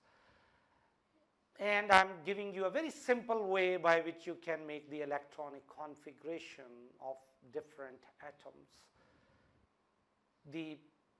My method which I'm going to discuss with you is depending upon the 3 points, and the point number 1 is having the priority number 1, so that is the period number. So period number tells us the number of shells in the atom. So the atom, which electronic configuration I would like to make, I must first of all look at which period number it belongs to, and this is the priority number 1 to look at the period number of the atom, which electronic configuration we are going to make. Second priority will be given to the group number. The group number tells us the number of electrons in the last shell, and the third priority will be given to the rule 2n square, where n is the shell number. So I may apply it for shell number 1, shell number 2, or shell number 3, that if n is 1, so according to 2n square, if it is shell number 1, so in place of n I can put 1. So it is 2n square, 1 square, because it is shell number 1. So 1 square is 1, 1 into 2 are 2. It means that the first shell can maximum have 2 electrons, which we have already discussed. For shell number 2, so n is 2, so the rule is 2n square. So in place of n I will put 2. So 2 square is 4, and 4 2s are 8. So the second shell, according to 2n square rule, can maximum have 8 electrons. And if it's n3 for the third shell, so in place of n I can place, or I can put 3. So 2n square, 2, 3, because it is a shell number 3. So 3 square, 9, 9 2s are 18. So the third shell can maximum have 18 electrons. But we should not forget that the priority number 1 is the period number, the priority number 2 is the group number, and the 2n square rule is having the last priority.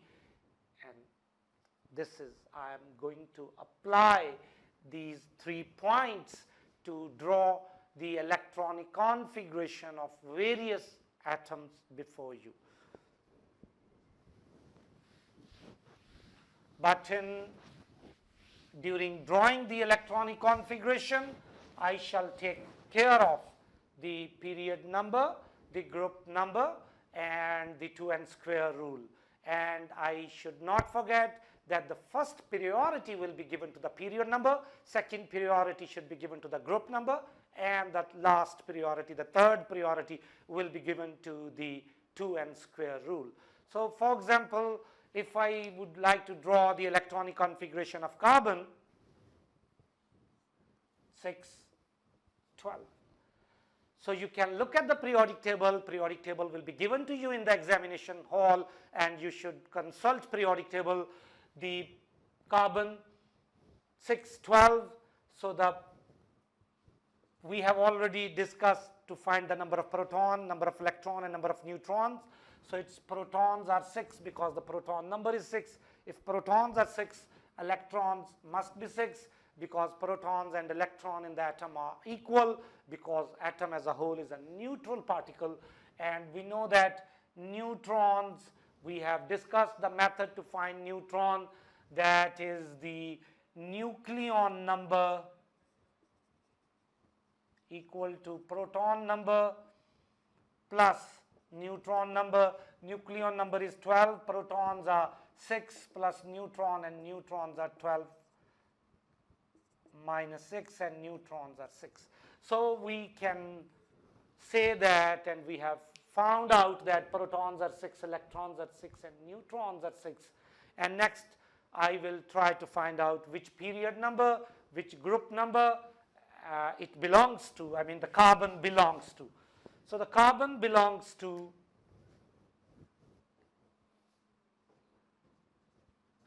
period number 2.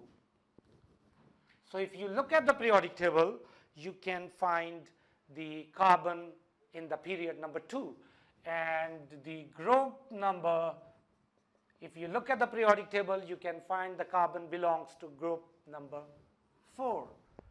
So the first priority will be given to the period number, and the period number tells us the number of shells.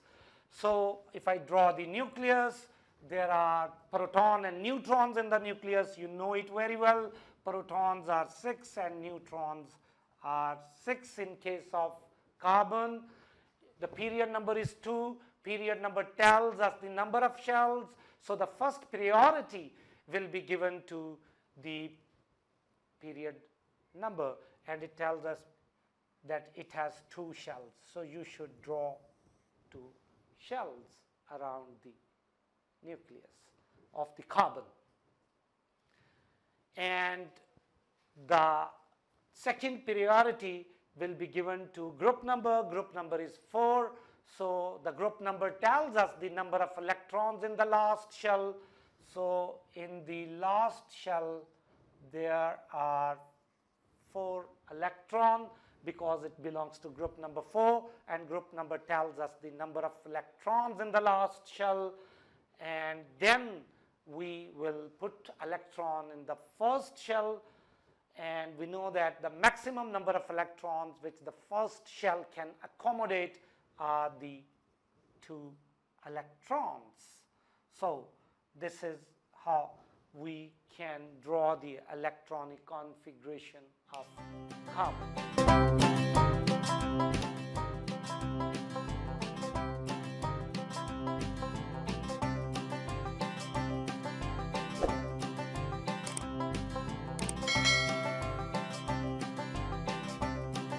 Next element is potassium. For potassium, it is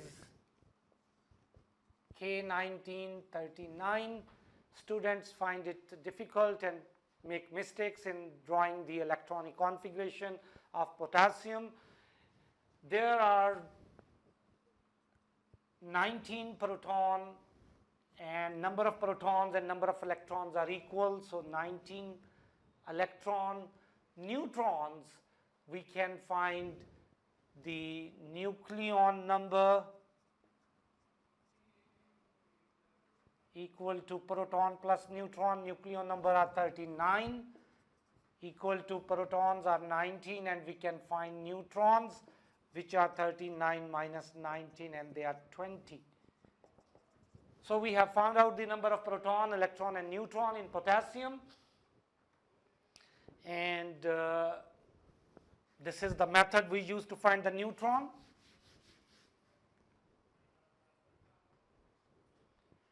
And we can find the period number. You know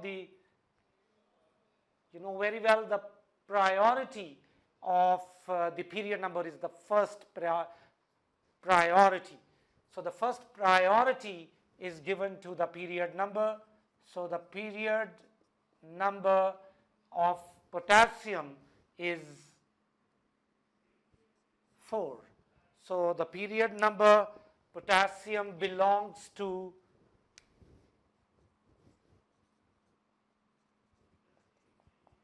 4, and the group number potassium belongs to 1. So period number tells us the number of shells in potassium, which is 4. So there are 4 shells in potassium. the group number is 1. So the group number tells us the number of electrons in the last shell. So in the last shell of potassium, there is only 1 electron. And you know very well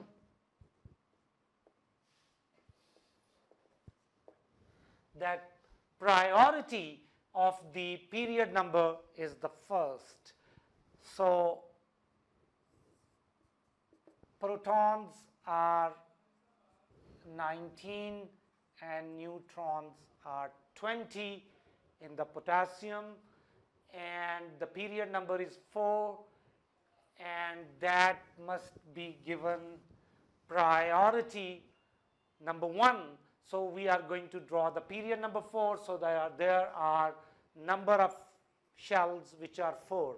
So the first shell, second shell, third shell, and the 4 shells.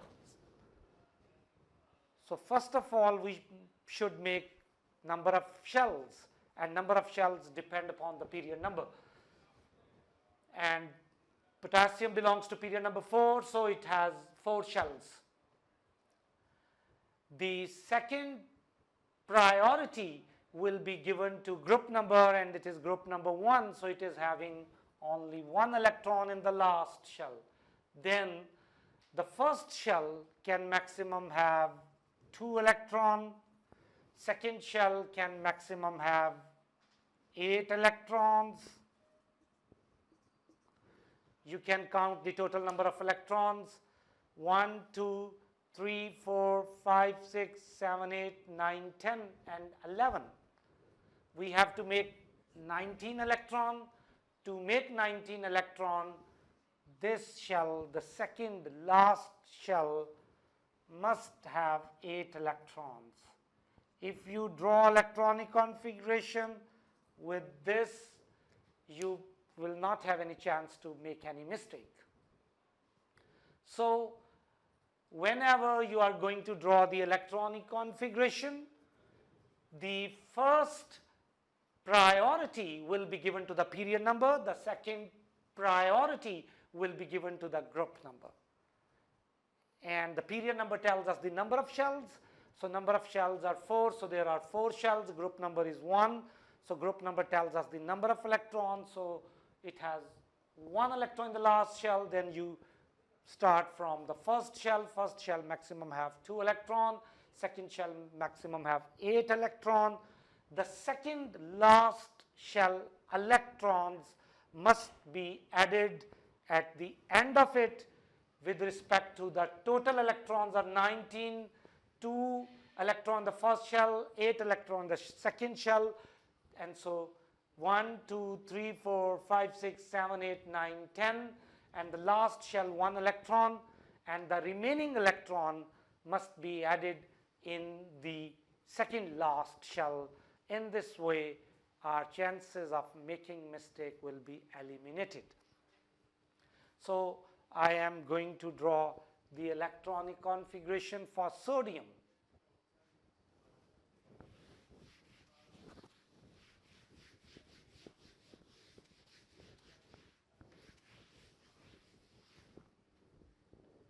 For sodium, it is 1123. So this is a smaller number. Smaller number means the proton number. Proton number are 11. Electrons are also 11. Neutrons are 23 minus 11, which are 12. And period number, you have learnt it, I think, that the priority number 1 must be given to the period number. So the sodium belongs to period number 3. So there are 3 shells around sodium. The sodium belongs to group number 1. So there is only 1 electron in the last shell of sodium. So if we draw the electronic configuration, protons are 11, neutrons are 12. As the priority will be given to the period number, which is 3, so number of shells are 3. You should draw 3 shells around sodium, The second priority will be given to the group number. Group number is 1, so it tells us there must be 1 electron in the last shell. So this is how I have made it, and then we should take a start from the first shell. First shell can maximum have 2 electrons, second shell can maximum have 8 electrons, and we have 11 electrons. We have to make 11 electrons in total. So count it: 1, 2, 3, 4, 5, 6, 7, 8, 9, 10, and 11. And this is how we have made the electronic configuration of sodium. So I like to repeat that when you have to draw the electronic configuration. Priority number 1 must be given to the period number. Priority number 2 should be given to the group number, and the last priority will be given to the 2n square rule. And period number tells us the number of shells. So number of shells must be, if in case of sodium, 3, so we draw the 3 shells. And the second priority will be given to the group number. It is only 1 group number, so there must be 1 electron in the last shell, and then you start from the first shell and the second shell, and in this way we can make the electronic configuration without making it.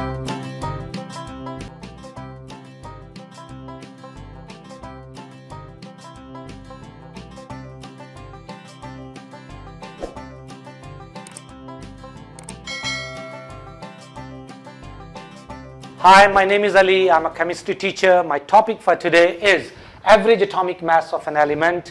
I am selecting an example of chlorine. There are 2 types of chlorine, chlorine 35 and chlorine 37. The proton number of both of the chlorine is 17, because proton number when changed, element will change. So chlorine is having proton number 17, but the nucleon number, one chlorine is having nucleon number 35 and second chlorine is having nucleon number 37. And we have to find the average atomic mass of chlorine. Atom is very small, so its mass is very small. We need a very sensitive instrument to measure the mass of an atom. And the name of that instrument is mass spectrometer. So with the help of the mass spectrometer, we can find the mass of an atom, as well as we can find how much abundant one type of element is. So the chlorine 35 is 75% and chlorine 37 is 25%. It means that the chlorine 35 nucleon number is naturally more stable, and there is an abundance of 75%. Out of every 100 chlorine atoms, the nucleon number 35 are 75, and out of 100 chlorine 37 are 25. So when we have to calculate the average mass, we have to count and take into account the both of them. So the average relative atomic mass is denoted by AR. It is 35 is 75%, so it is 35 into 75%, and 37 is 25%, so it is 37 into 25%, and both are added up together. So 35 into 75 over 100 plus 37 into 25% over 100.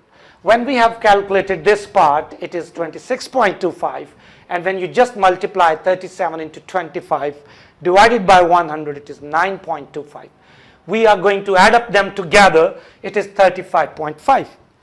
So when you look at the periodic table, the chlorine mass will be given to you 35.5, and it has obtained by this way. So when we calculate the masses of the elements, we calculate it in this way.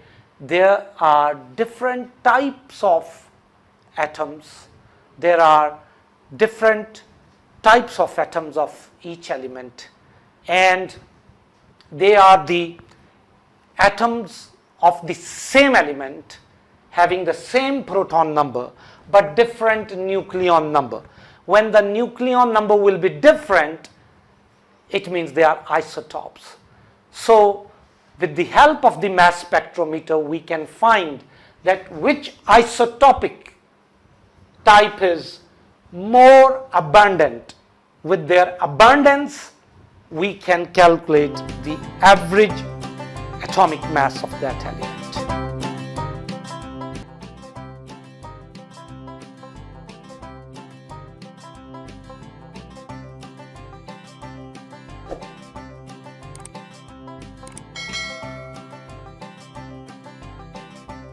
After discussion of compound, I am going towards that type of matter which is impure.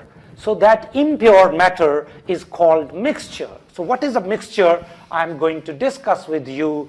Mixture, when two or more than two elements combine or mix together without chemical reaction, that is just a physical contact. For example, muddy water. The muddy water is a mixture. It is having water in it, it is having mud in it, so it is regarded as mixture. And we can easily separate them. By simple filtration, we can separate water and mud from this. Also, we can dissolve salt in water. When we dissolve salt in water, that is a mixture. And by simple heating, water will be evaporated and the salt will left behind. So when salt is mixed in water, is dissolved in water, that is a mixture because there is no chemical reaction between salt and water. When mud is in water, there is no chemical reaction between the mud and water. If we have a container and there is hydrogen and oxygen, and there is no chemical reaction between hydrogen and oxygen, hydrogen is behaving as hydrogen and oxygen is acting as oxygen, that mixture of hydrogen and oxygen is a mixture because there is no chemical reaction involved and nothing new is formed. So these are the characteristics and properties with the help of which we can distinguish between the compound and mixture. If mud is in water, it is not homogeneous, it is not uniform. If the mixture and the different components in mixture are not uniformly distributed, that is called heterogeneous mixture. So the heterogeneous mixture is that mixture like the muddy water in which you can see mud separately than water, and because mud is heavy, it will settle down and you can see mud differently than water. But if you dissolve salt in water, that salt will be uniformly distributed in water, and that is a homogeneous mixture. That homogeneous mixture is called solution. So when we dissolve salt in water and it is uniformly distributed, it is homogeneous, that is called solution. The muddy water is heterogeneous, and that is a heterogeneous mixture. So these are the different types of matter, and this different types of matter will be used time and again in our study of chemistry. These will come in any chapter. So with the understanding of all this, it will be highly expected that one can understand chemistry with more ease and facility. Thank you very much.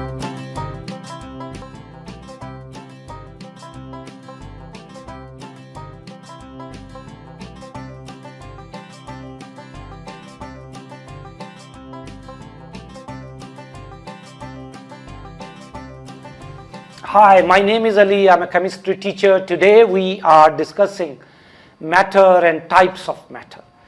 There are different things around us. These different things are called matter.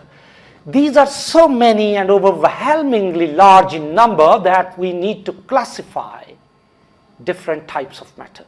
This classification brings ease in our study of matter and chemistry. These terms and terminologies give you the foundation of the basic language of chemistry. With all this explanation, you will start picking up the subject with better understanding. So before I discuss the types of matter, I'm going to define what the matter is. So matter is anything which can occupy space and has some mass is called matter. So there is a large diversity and variety of things around us coming under the heading of matter. They are large in number actually. And everything around us basically is matter because everything around us can occupy space and has some mass. But what the mass is? So I'm going to define mass. Mass is the quantity of matter. The quantity of matter is called mass. For example, if I have this stone, it is having a quantity of matter, and there is such a small tiny thing around over it. For example, it is having a small mass. Why it is having a small mass? Because it is having less quantity of matter. So the quantity of matter is different in this stone. This stone has larger quantity of matter and this has smaller quantity of matter. So it is having large mass and this is having a small mass. But both are coming under the heading of matter. So after a discussion of matter and mass, we are defining the types of matter. So a matter can be divided into pure matter or impure matter. A pure matter is called substance. So I'm going to define substance and why we call it pure.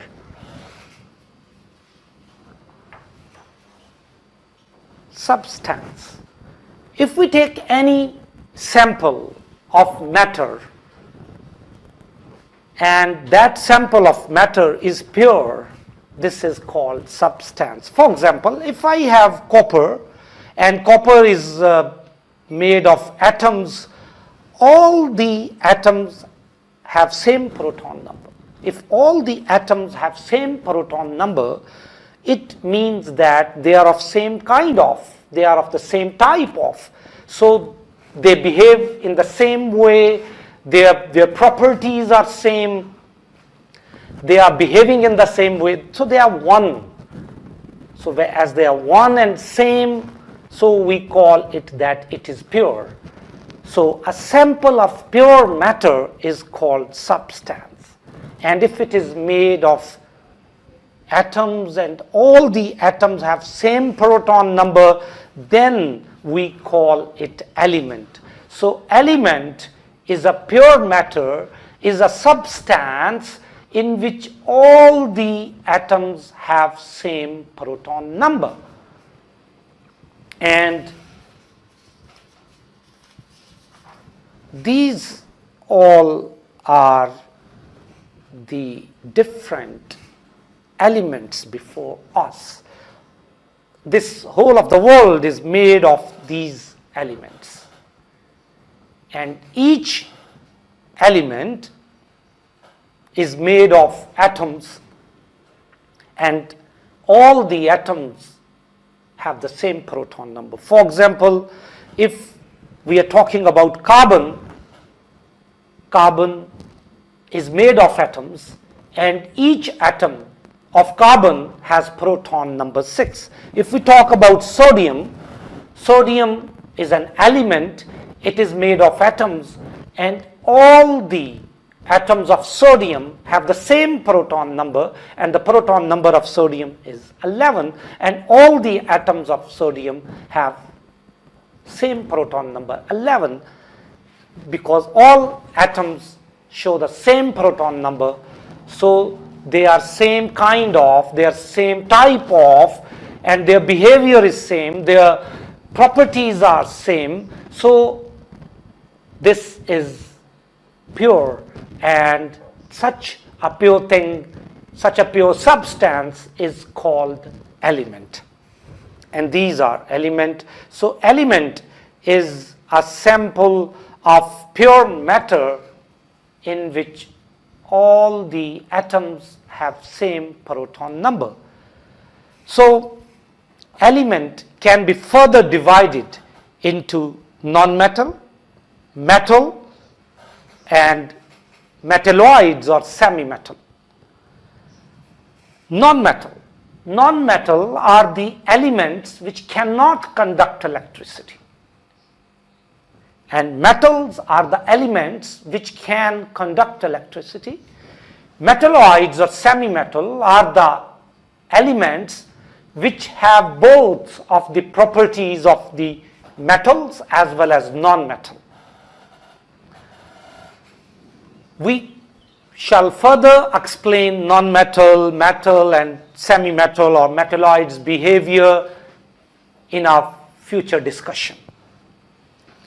So when we talk about substance, substance can be divided into element, and the second type of the substance is compound. And we know that a sample of a pure matter is called substance, and it can be element or compound. So when we talk about compound,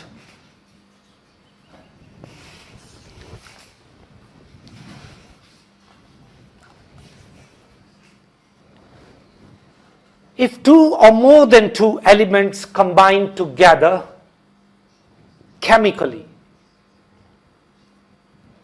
due to the chemical reaction, if two or more than two elements combine chemically, and when two or more than two elements have chemical reaction, something new is formed. That new thing is called compound.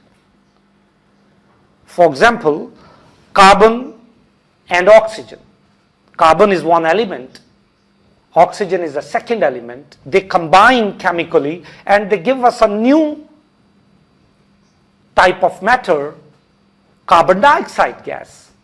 And when two or more than two elements combine chemically to give us something new, that is called a compound. I would like to discuss that why we call carbon dioxide pure. Carbon dioxide is formed by the combination of carbon and oxygen. But once carbon dioxide is formed, it is entirely new. Carbon burns in air. Oxygen helps in burning. Carbon dioxide is having entirely different properties. It extinguishes fire. It is having entirely different properties. Carbon dioxide does not behave as carbon and oxygen. Carbon dioxide behaves as carbon dioxide. It is behaving as one body. It is acting as one body. It is a separate entity. It is having different psychology, different chemistry as compared to carbon and oxygen. So carbon dioxide is separate from carbon and oxygen. As carbon dioxide is acting as carbon dioxide behaves as carbon dioxide, so it should be taken as it is. It is one of the unique chemical in chemistry. It is having its own individuality in chemistry, and therefore we regard it as pure. And this is a reason that it is coming under the heading of substance, a sample of pure matter. So if there is a container and it is having carbon dioxide gas, carbon dioxide and all the type of matter in that container is just carbon dioxide, then it is regarded as pure, because carbon dioxide is just like carbon dioxide gas. Also, I give you one more example. If hydrogen combines with oxygen to give us water, hydrogen burns, oxygen helps in burning. Hydrogen burns, oxygen helps in burning, but water cannot burn, cannot help in burning. So water is a separate body, separate entity. So water must be taken as water. So if I have a container in which there is water and all is nothing but water, so it is regarded as pure. So water is a substance and carbon dioxide is a substance. This is about compound.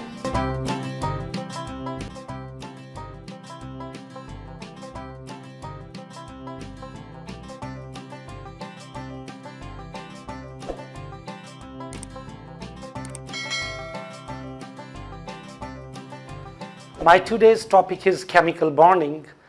To understand this chemical bonding, there are some points of the previous videos which we must have in our mind, and I just like to give you the recap of it.